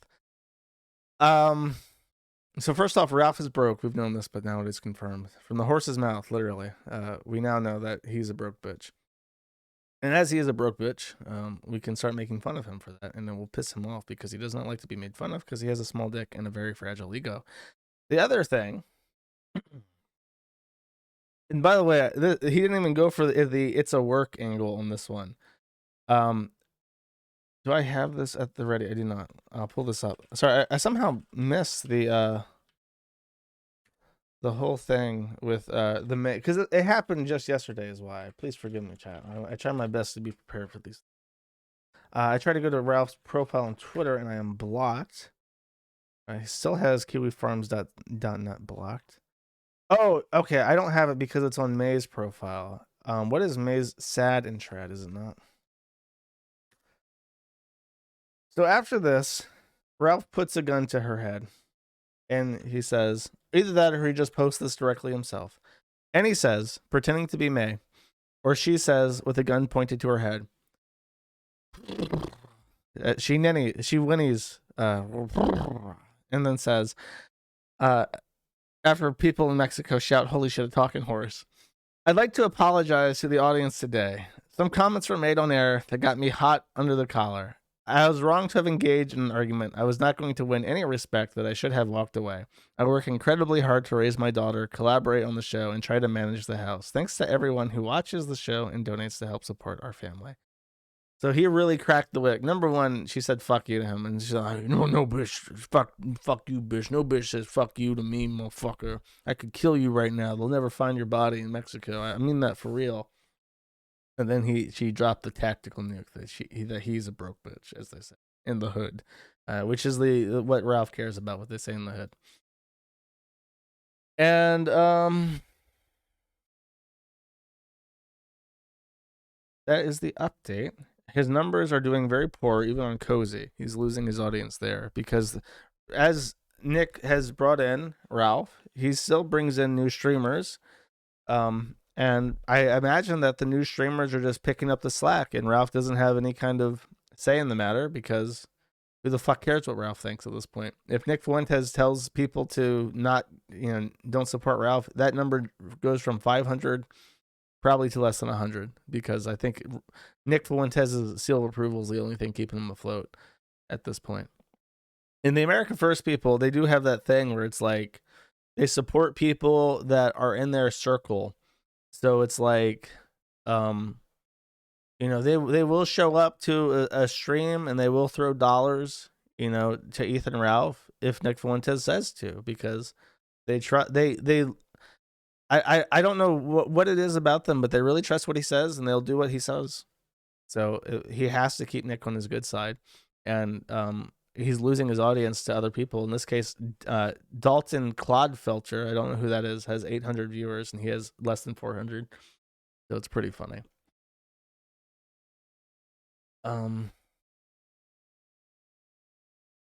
So Ralph posted this. He declared victory because he has court.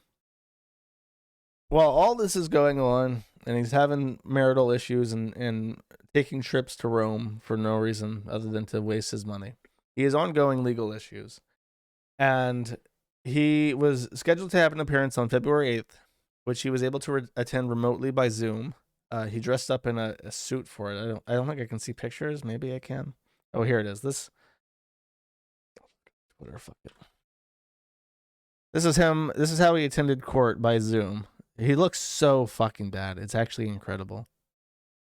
So he ends up in court, and from what actually I think someone reported that he was loud in court. Both the judge, and his lawyer told him to shut up, and he says that he won, but all he won is an agreement, which I will keep a secret. I will keep it secret because Matthew Vickers, the father of Faith Vickers, his ex-girlfriend, who he also impregnated and thumbed up the butt and then posted a revenge porn of, has something to say, which I will leave to him. Ralph says he's going to be having a fundraiser to get $4,000 because Jennifer, his attorney, sent him this email saying, "Good afternoon. Attached is my billing. As you can see, I've gone $655 over retainer. If you could please deposit $4,000 as a retainer, that should handle the contempt hearing, which he also has next month." So he has multiple ongoing trials, legal issues right now that he has to pay for. And because he is a piece of shit, my lawyers have all given me exceedingly kind rates, which I would be completely sunk if not for the generosity of the people who are representing me, both in Utah and in Virginia. When you are a piece of shit, deadbeat dad, alcoholic, revenge pornographer, you don't get the the bad beat legal rate. You get the you're gonna pay me what you fucking owe legal rate. So, the site's down. That's okay. I'll fix it when I'm done. I think I know what's wrong. But so he has to pay the money, and he begs for this money on Twitter, and someone correctly points out, "Didn't you just go to Rome?" So you want to know where you could get $4,000? If you didn't book 2 flights to Rome, you'd probably have $4,000. The other funny thing that came of this is that he reads this email on stream, and he literally gets a call midstream, and he announces on stream that his lawyer has called him demanding to know why he is showing his attorney-client privileged emails on stream. And she asked him not to do this. And then literally 10 minutes after this call takes place, he shows this email on stream again. I guess assuming that it's already out there, so what's the point? I'm not even joking. That is what's happened. So now we get to hear what Matthew Vickers has to say about the hearing. And this is purely about visitation. This is not the contempt of court charge. It has to chime in. The thing is, they'd point to the evidence, and then it'd just be the fucking onesie. Dude. And then they just would go, what? Okay, so Faith has to chime in here. Your Honor, the outfit that he's referring to is a onesie, is a corn graphic that says, "Aw shucks." Okay, I'll play this again. Someone said that it's too low. I'll trust them on that. It has to chime in. The thing is, they'd point to the evidence, and then it'd just be the fucking onesie. Dude. And then they just would go, what? Okay, so Faith has to chime in here. Your Honor, the outfit that he's referring to is a onesie, is a corn graphic that says, "Aw shucks." Ralph. Oh, shucks. Yeah. Ralph, and you know good and well that's the whole corn inaudible on Kiwi Farms that you stoked. You know exactly. What did Faith have to do with the now fucking she's blaming the Kiwi corn Farms corn shit? So now I think Josh Moon has grounds for a lawsuit against him for suggesting that it was That was who Faith, right? started Yeah, it. no, that's mine. Don't give anybody else credit for that. Okay. But Ralph, like, you know good and well, like, yeah, but again, we're in a hearing. We're in a court hearing. and you have a DVRO, so shut the fuck up. You know about Judge. I'm not sure Judge, I'm not sure going on. Ralph, I would Shit, ask sorry. Chibi I'm pinging you. Ranger. I did not mean to bother you with my Windows sounds. I'm trying to do shit while the clip's playing. Finally, Mr. Ralph, we're getting kind of into the weeds here a little bit. No, you're getting into the corn, sister. That's where you're going. So, years ago, I made a joke about Ethan Ralph needing to be sacrificed to the corn, which resulted in him impregnating a teenager to try and epically own me, which resulted in her and him breaking up because he's a sorry excuse for a human being, which it resulted in her during a custody trial dressing little baby Xander up in an all shucks shirt, which triggered Ralph so much that he brought it up in court. And now there is an outstanding court order that during visitation with Xander, there will be a dress code in which no apparel featuring a corn cob will be present on anything that he's wearing or anything in the room. This is now a court order on the books in the state of California as a result of my all-controlling power and influence over Ethan Oliver Ralph and his life and fate. It rests solely in my hands, and I don't know what to do with this information, but I will continue to laugh at him.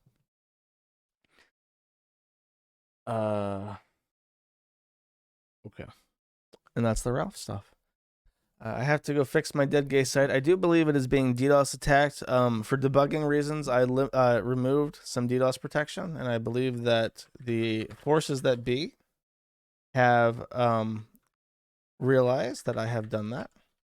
So I'm going to have to get back to fixing the site here in a second. However, I will go over the super chats before doing that. So let's get to it, shall we? If there's anything I missed, I don't think so. All right, this is the shill mode.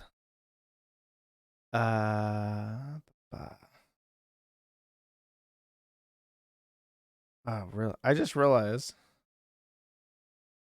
that I don't have an outro song picked. That's unfortunate. I'll have to think for something towards the end. I swear I had something picked out, and I've lost it. Broke gay waveforms. Yeah, it's a DDoS attack that happens when there's too many requests, and then the database locks up because there's too many requests. I know it's wrong. I just have to turn back on the DDoS filtering. I had it off because I was debugging something. All right, let's get to it because I gotta go. Anonymous for 2 says Chinese word of the week is ma zai or ma zi, a derogatory word for girlfriend. Literal translation being horse. Huh, that is fascinating. If you are a May in China, you're a bad girlfriend. Thank you. Wilbur Wheatley for 1074 says last week about YouTube deleting titles. What works for me is the Wayback Machine. Or Wayback matching URLs. In the 3 dots drop-down menu, show unavailable, right-click the vid, grab URL. I use get repos to get a playlist text file easier. Okay, well, that's, YouTube has a button for, like, auto-removing music things, or unavailable songs for music playlists, and I did it at some point, because I had, like, 50 that were missing, so I got tired of seeing that notification, so I clicked it, not thinking. Now it's probably gone forever, but I've looked to try and see what's missing. Wilbur Wheatley again for 1074 says eclectic music, Tongue Tied by Group Love, Problems and See La Vie by Weathers, Sugar Pills and Leave Me Alone by I Don't Know How, Alrighty Aphrodite by Peach Pit. That's another song that I listen to a lot. I like that. Headache by Frank Black, and y'all stop the music. Enjoy your pizza day. Thank you. Appreciate it. Deputy Dog Crap for 10 says free Tommy Tudor. Not really. F that guy. Well, he's probably already out. It's only a trespass charge. Thank you. Josh, let me sit on your face for 5 says your weekly allowance from your favorite Latina. Also save rosie.gov since you were such a good parent to those pigeons. I am not getting involved in Ralph's horse or the foal. I apologize. And if you're a Latina, Ralph can hook up with you. Maybe you can go personally save the horse. Ron Burger for 2 says ice bank myself because my Dixie whacked I 1 2 half 6 with foodie booties, greasy fat rolls them one day. I, Joshua Moon, will be able to bulldoze all the food into my Twinkie Queen's garage door gullet. Yum, yum, yum. You don't pay me enough to read these, but you are a Janny, so I give you a discount. Peter Muskrat, for one, says Hogwarts Legacy ends. I don't want to read this. I don't know. This seems like a joke, but I don't want to read it. It's a spoiler, and I don't want to ruin any spoilers for the good boys and girls that when I play some Hogwarts Legacy tonight. Sorry if that's just a joke, though. Pope Urban for 9 says Bible study time. Please read Judges 19:22. Let's see. As they were enjoying themselves, suddenly certain men of the city, perverted men, surrounded the house and beat on the door. They spoke with the master of the house, the old man, saying, "Bring out the man who came to your house, so that we may know him carnally." But the man, the master of the house, went out to him and said to them, "No, my brethren, I beg you, do not act so wickedly. Seeing this man has come into my house, do not commit this outrage. Look, here is my virgin daughter and the man's concubine. Let's bring them out now. Humble them. Do as you want with them, but please do not touch this man, nor do such a vile thing." But the men would not heed him. So the man took his concubine and brought her out to them. And they knew her and abused her all night until morning. When the day began to break, they let her go. Then the woman came as the day was dawning and fell on the door of the man's house where her master was till it was light. When her master arose in the morning, he opened the doors of the house and went out to go his way. There was his concubine fallen at the door of the house with her hands on the threshold. And he said to her, "Get up and let us be going." But there was no answer. So the man lifted her onto the donkey. The man got up and went to his place. When they entered his house, he took a knife, laid hold of his concubine, and divided her into 12 pieces, limb by limb, and sent her throughout the territory of Israel. And so it was that all who saw it said, "No such deed has been done or seen from the day that the children of Israel came upon the land of Egypt unto this day. Consider it, confer, and speak up." The moral of the story is this is New Testament, right? Judges. So the moral of the story is that if your concubine is raped, murder her. Thank you, the tribes of Israel, for this interesting story. Anonymous for 5 says, "Hail Hogwarts." Hulk Hogan to you too, my friend. Cad and Hell for 5372 says, "Love to you, bro. P.S. Fuck Britain, Brits out."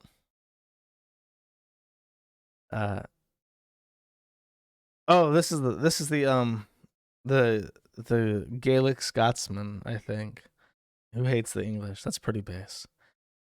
Is Hogwarts in Scotland or is it in England? I think it's Scottish. We all make fun of them for being British, but they're actually Scottish. Thank you though. Mario Mama for 5 says, "I've never heard pasta cope before." Oh, because I was talking about the pasta master race. Yes, no, it's not cope, my friend. We will rise again from the ashes. The ashes of Il Duce. Deman and Domenga for 537 says, "Do more Hoggy Awards or I'll curse your Pintai even more." Cannot threaten me. I might, but probably not. Though a lot of people enjoyed the Hogwarts stuff. It depends. Maybe if I have some time to kill, but I don't think I will. Even as I speak, my site is both dead and gay. Roxanne Wolf for 10 says, "Sneed Chat be running so fine and Kiwi Flare is giving me no issue. Can't wait to see what your next project is going to be. Year of the Kiwi already cemented with innumerable amounts of wins." Well, right now, Kiwi Flare is down because I'm upgrading it. I've been working pretty studiously on an upgrade to it where sessions can be stored across different front ends. And it's a technical explanation, but that's why we can be DDoSed right now. I don't have it up and running or there wouldn't be an issue. Eat Dirt, Drink Bleach for 5 says, "Goblins getting ratioed. Unironically, Hogwarts game looks fun. Having a great time watching you play. Hope to see you finish it." It would be so long, though. I've been playing for 9 hours, and I don't feel like I've even finished the fucking tutorial of the game. Kurz Sherard for 10 says, "Good evening, my fair, gentle person. I've been enjoying the game streams, and I hope you continue them, even though I know you said you're busy. They've been fun thus far. Thanks, friend. Keep the internet safe until your internet can become the internet." Thank you. Like I said, I don't know if I will continue to do the Hogwarts stuff, but yeah, I'm doing my best. I'm just here to cook for 2 says, "One of my favorite things the trannies are the trends and names they choose for themselves, especially female to male names. They're always very feminine, soft male names like Sam or Oliver. You almost never see a epithet name like Carl, Greg, or Heinrich. No, Heinrich is a little bit out of style because there's Heinrich Himmler, but yeah, that is an observation. And men always pick like horror names. They rarely pick like an actual woman's name. They pick like their gothic girl crush in high school name. Yaniok for 5 says, "We've seen this retarded take about how buying Atomic Heart supports the Russian government because developers are Russian on other parts of the web, and it irritates me to no fucking end since the game studio has nothing to do with the government does." Yeah, that is true. It's a pretty stupid argument, which is why it pissed me off. Anonymous for 3 says, "PewDiePie is trying to raise the new Jared Taylor. Very peace." I don't think that's what his ambitions are. Be nice to PewDiePie. Sevenarez for 215 says, "Atomic Heart has nothing to do with Holstan and is set in retrofuturistic 60s USSR. The reason it's shit is because it's an uninspired knockoff of BioShock made by a no-name studio with no prior track record. Whole seething and coping is eternal." Well, I mean, a studio can release a good game and it be their first, and they can release a game that is a homage to a very old game and still be good. Especially if it's like a single player RPG. I've always heard for years that how much people want more single player RPGs. So if you just take something good and you do it again in a different setting, not really an issue with that. Sneedmeister for 5 says, "Hey Josh, I've sent you a super chat a few months ago about Atomic Heart. It looks interesting. It would probably be good for bad at video games. Have a look." And there's a link. Maybe. The RPGs, like I said, I like games that are like 2 or 3 streams. I like it when I can stream if it's like a weekend thing, that's the best. If it's longer than that, then there's problems. Thank you. I'll take a look at it. Twinkle Tart for $100 says, "Mup the dude did a promo go bibba be that to motherfucking Bix new Kaufman dub ho motherfucker." Yeah, shit. Shit, man, it do be like that sometimes, man. I hope be saying, like, "You ain't getting fucking money." Like, bitch, where your fucking money at? Well, I gotta make all the fucking money. You out there fucking, you just raising them kids and shit, man. Fuck you, bitch. Shit. Anonymous for 1 says, thank you. Anonymous for 1 says, "Real talk, why is they be give better legal explanations than Ricada when he's allegedly the expert? Is it the lack of alcohol and sexual deviancy, or do you actually deal with more legal issues than Nick ever did?" Well, you should always take what I say with a grain of salt because I am not a lawyer. I honestly can't give an objective opinion on if what I say is more accurate because I don't know. I can only say how I interpret things. I've looked at a lot of legal stuff over my life, and I have kind of had an interest in becoming a lawyer in the past. Though that's probably very unlikely to ever happen. Anime for 5 says, "Pewd's baby only needs to learn German for the full set." Sweden, Italian, Japan. No, Sweden was neutral. You'd have to learn Italian. The real hard one would be Hungarian. Good luck teaching that baby Hungarian. Striga for 4-3 says, "Hey Josh, I'm away from my wife and folks for 2 weeks to get a proper trade. Could you tell me some funny anecdote about the one about the cash eating deer? I could use some extra laughs today. To get a proper trade." Wow, I don't know. You didn't really give me anything to work with. Let's see. Maybe something about my job. I've already told the funny Asian story a bunch of times. I feel like I told that like 4 times. My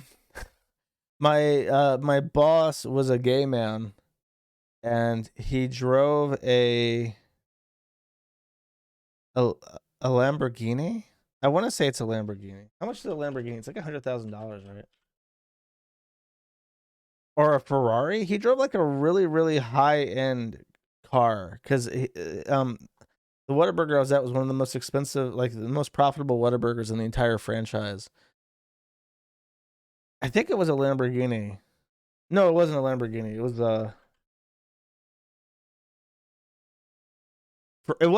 I think it was a Ferrari. I don't know. What's like $100,000 to $150,000? That's like a gay man car. I don't know. No, I think it was a Ferrari. But anytime I see like a sports car like that, I think of my big gay boss. That was the first guy I ever saw that Corvette. It was a Corvette. It was not a Ferrari. Anytime I see a Corvette, I think that guy is gay because because of Mike Voss. So all you Ferrari drivers that listen to the show that were sweating bolts, it was a Corvette that he drove. And whenever I see a Corvette, I think of my big gay boss, who was basically Big Gay Al in terms of his gayness level. A little red Corvette, exactly. That's exactly what it was. Everybody freaking out. Oh God, my Porsche's gay now.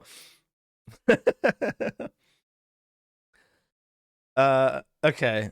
David S877 for 20 says, here's some goblin dollars, go buy another top hat. Oh, that's referencing the game stream where I spent it like 45 minutes trying to find a top hat to complete my Jim Sterling costume. Thank you. Anonymous for one says, me, a poor fag, donating $1 to Joshua Total Goblin Death Moon. He's awesome and he will read my super chat. Indeed, I will. Thank you very much. I appreciate it. Kiryuma for 5 says, the Troon doesn't sound as extreme as the Negro. I don't remember the Nick and Drek streams being like that, but I haven't watched them in a while. Well, Drexel has to like drape it in some sort of like masculine appeal. The Troon is more raw nerve with the fetish shit. That's the main difference. Purely hypothetical question for 15 says, hey, dear feeder, thanks for doing the show. I just found out the no-fly list leaked on Breach forums, but the gyps who run it locked it behind a paywall. If someone were to buy it and send it to you, would you be willing to host it on the Kiwi Farms? I believe it's already out in the wild. It was already leaked, and I think it might be on the Kiwi Farms. I don't know. I don't pay attention to some things. I have not received any government correspondence over it, so I can't tell you. Cole for 2 says, someone should inform Patez that there is a hadith about the reverse of breastfeeding, that a man can be in the same house as a woman if she has breastfed him 3 times. He might be up for it. Good luck getting Chantal to lactate with her hormones all fucked up like that. But yeah, he probably would be. Vincent for 5 says, hey Josh, we are so back. What are some of your favorite movies?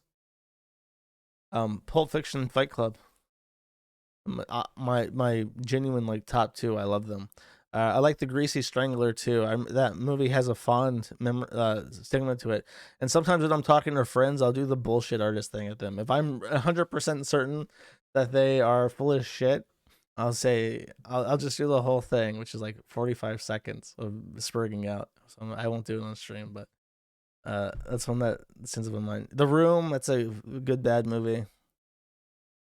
But yeah, Pulp Fiction, Fight Club.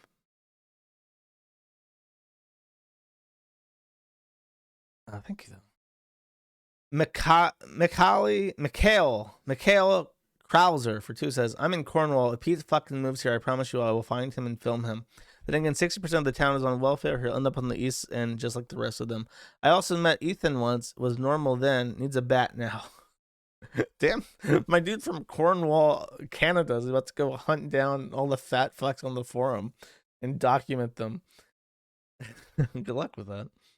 Grandpa Potter for 5 says, Josh, if you don't work hard in life, you'll end up the owner of an obscure web forum. Hey, sir, I'll have you know that it's actually a very well-known, infamous web forum. It's not obscure at all. Thank you, though. Eric Raider for 1074 says, hey, Jersh, who did you support in Fallout New Vegas? House. I did a couple. I think I mostly did House. I sometimes did Caesar. I didn't even know that you could do the other guys, the Democrat, like the government guys. Like you have to really go out of your way to find them and do that quest. So I never did. I never had any interest in doing them either. Mr. Man for 2686 says, Josh says corn and the pig simmers in his own fat. Josh mispronounces or devores and the horse nearly escapes. Pay heed for this man spells misery to all barnyard animals. That's mean. Thank you, though. Haxleet for 5 says, Hogwarts Legacy just released on Steam with 95 positive reviews, thousands of nooses being tied across the Western world. We won. Actually, that reminds me. I will review the game positively right now, and I will tell you exactly what I have to say about it. The store page.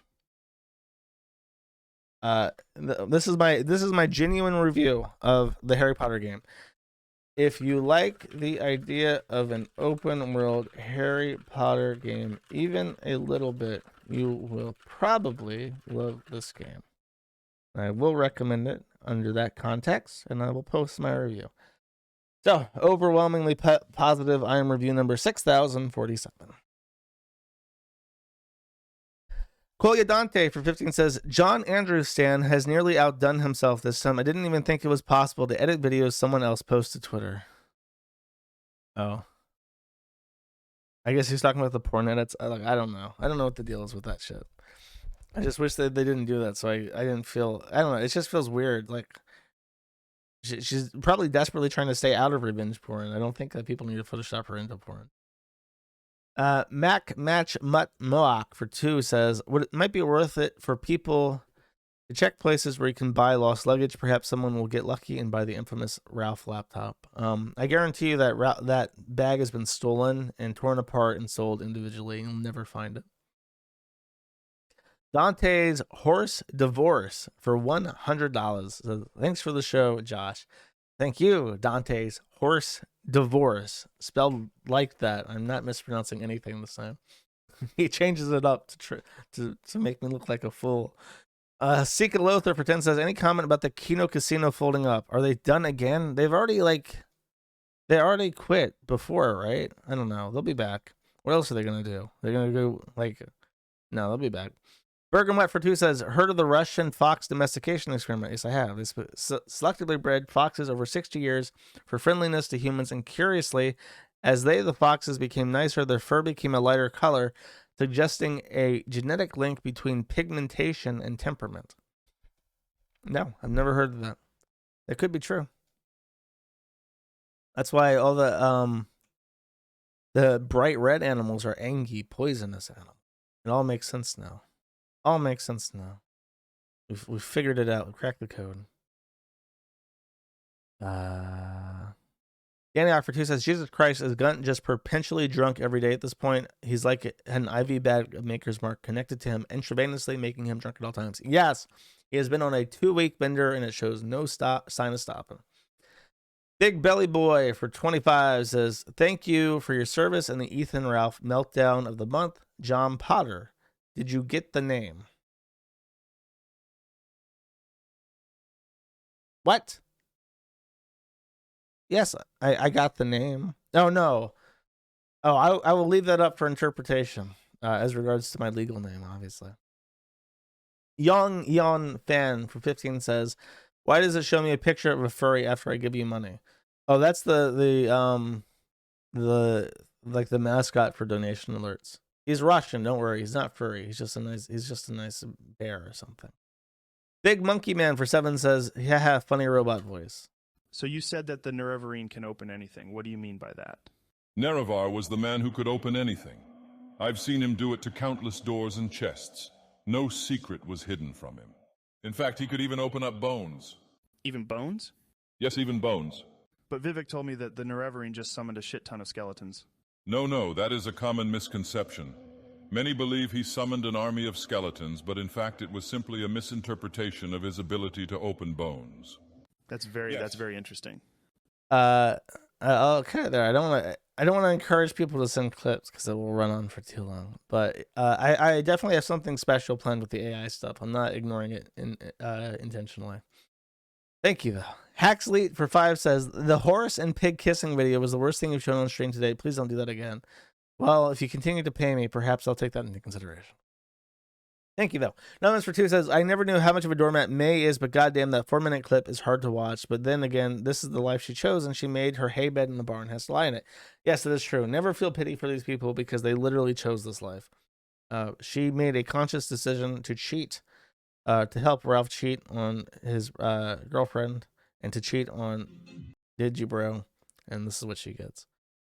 Tangerine Dreams for 10 says, Luchador Kissy Face was not the grossest public display of affection of Ralph and Mansu. Please watch this video of Shrimp Kiss. This is a video. I will describe this. I will not play it because it is actually fucking disgusting.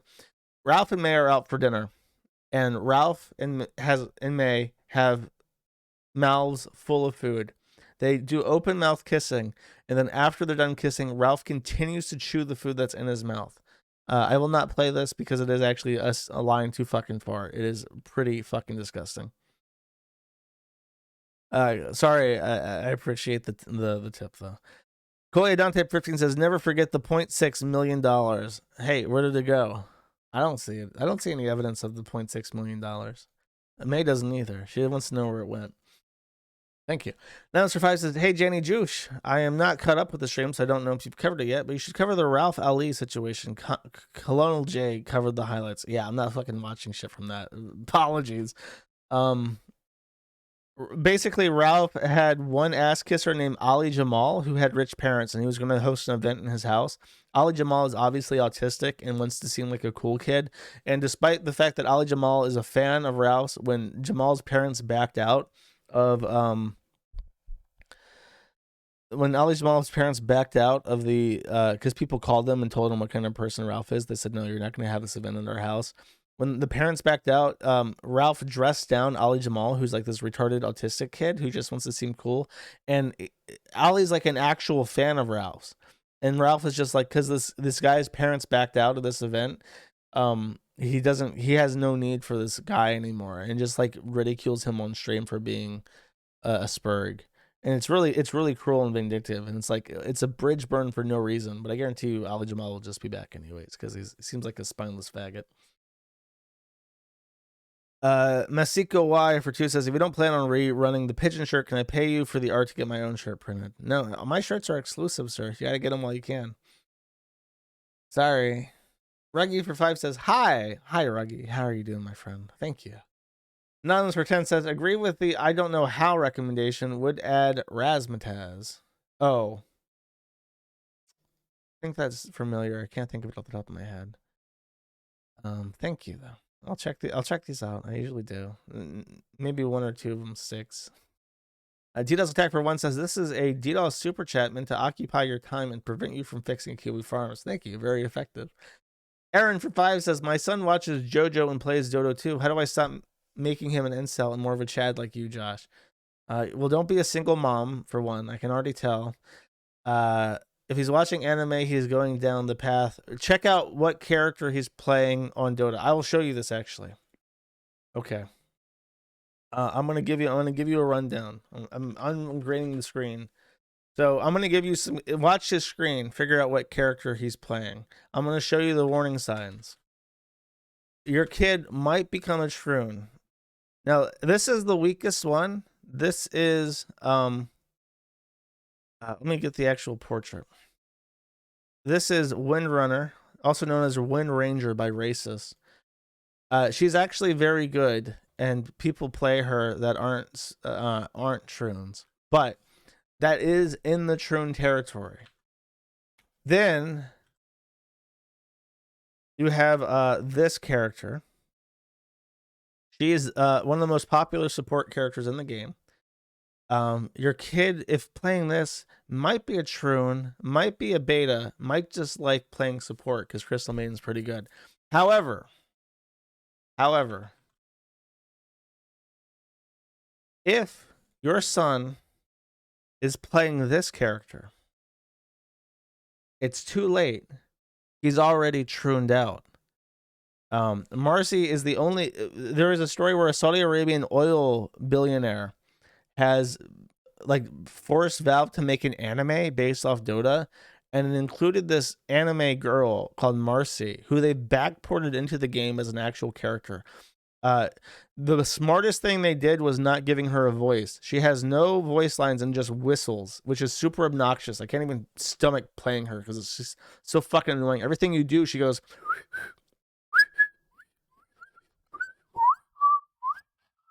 And it's just like, I don't want to hear some fucking bitch whistle in my ear for an entire game. So she sucks to play. And but yeah, that's the lookout for playing any of those, heading down the dark path. However, let's talk about what your son could be looking at that's actually pretty fucking base. Okay, hold up.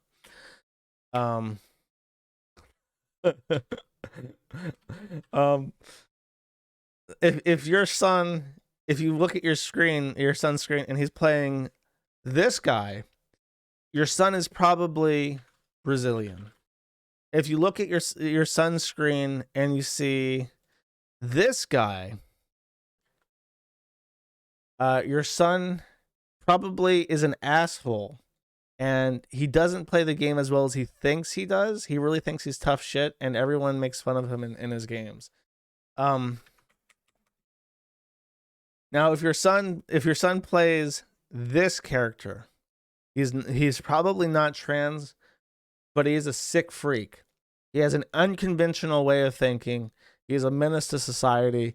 He probably reads Ted Kaczynski books, and he will probably end up in jail at some point in his life. So I hope I have helped you analyze your son's playthrough. Hopefully he's not playing Marcy. Allah forbid. And good luck with your single parenting. Neighbor Cattle for 10 says, get yourself corn, Josh. You earned it. Thanks. I'll go get myself some corn on my pizza this weekend. I appreciate it. DDoS Attack for 1 says, this is a DDoS super chat meant to occupy your time and prevent you from fixing Kiwi Farms. Thank you. It's working. You should have mentioned Dota 2, though, if you wanted me to really spend too long talking about bullshit. Anonymous for 1 says, no matter how much commies in Scotland seethe, no matter how much S&P coats, Scotland is and forever will remain British. To be Scottish is to be a parasite. They love English Gibbs too much. At least the Welsh realize this and act accordingly. Come out, you black and tans. You gotta return Scotland. Maybe France will come back to the aid of their ally and free Scotland. Man Josh for 3 says, you look like a man. Thank you. I usually get told I have soft eyes. And Kolya Dante for 15 says, no porn edits. I will not stand for this slander. John Andrew Stan is the guy who edits man faces onto May's pics. The jokes is that in all the recent videos she looks especially manus, especially like Digibro's brother who is his go-to face. Yeah, she does look pretty haggard, but she's living with Ralph. Give her a break. I feel a little bit mean beating up on how ugly she is all the time because Jesus fucking Christ, her life is hell. Nobody would look young or attractive or spry living with Ralph. Kitty Cat for 25 says, we want to see Jim Sterling win at something, so please finish Hoggy. I don't know, maybe. A lot of people are watching it. I'll see. It really depends. And you heard my self-talk because I'm looking at the super chats on Odyssey. Variety Channel for 5 says, hey, cheers for explaining why you are mad at the internet, Jesse. P.S. Oh, Jesse Pot Awful. I don't think Grifter and Money Hungry are accurate or menace unless you mean in the spirit of Denise. Then I'd agree on a tier list of the worst people who are just above him and just below him. You know he's put away a few pedos. Look, dude, I don't care about Jesse. I don't want to know anything about him. I apologize, and I don't want to entertain this. And I don't believe that he's done anything useful ever, because he seems like a piece of shit. Hey, George Moo, I bought Hogwarts Legacy Premium Collector's Edition, Premium High Quality Premium Edition at a premium price because I, a premium human with premium genetics that stem from the premium Budweiser breast milk, am impervious to subliminal manipulative marketing. I am better than others. I've heard the theory that the Hogwarts shit is all marketing, but if it's marketing that pisses off trannies, you know what? More power to it. I'm all for it. I think we need more of it. I will put my money towards things that are designed to piss off trannies with glee and pleasure. All right, thank you. I have to fix my site. Apologies for cutting this short and just bashing through super chats as much as I could. Let's see what I got to play. You know what? I don't think I've ever played this song, and it's right there in my suggestions. Fuck it. Yeah, I'll play this. See you guys next week. Bye-bye.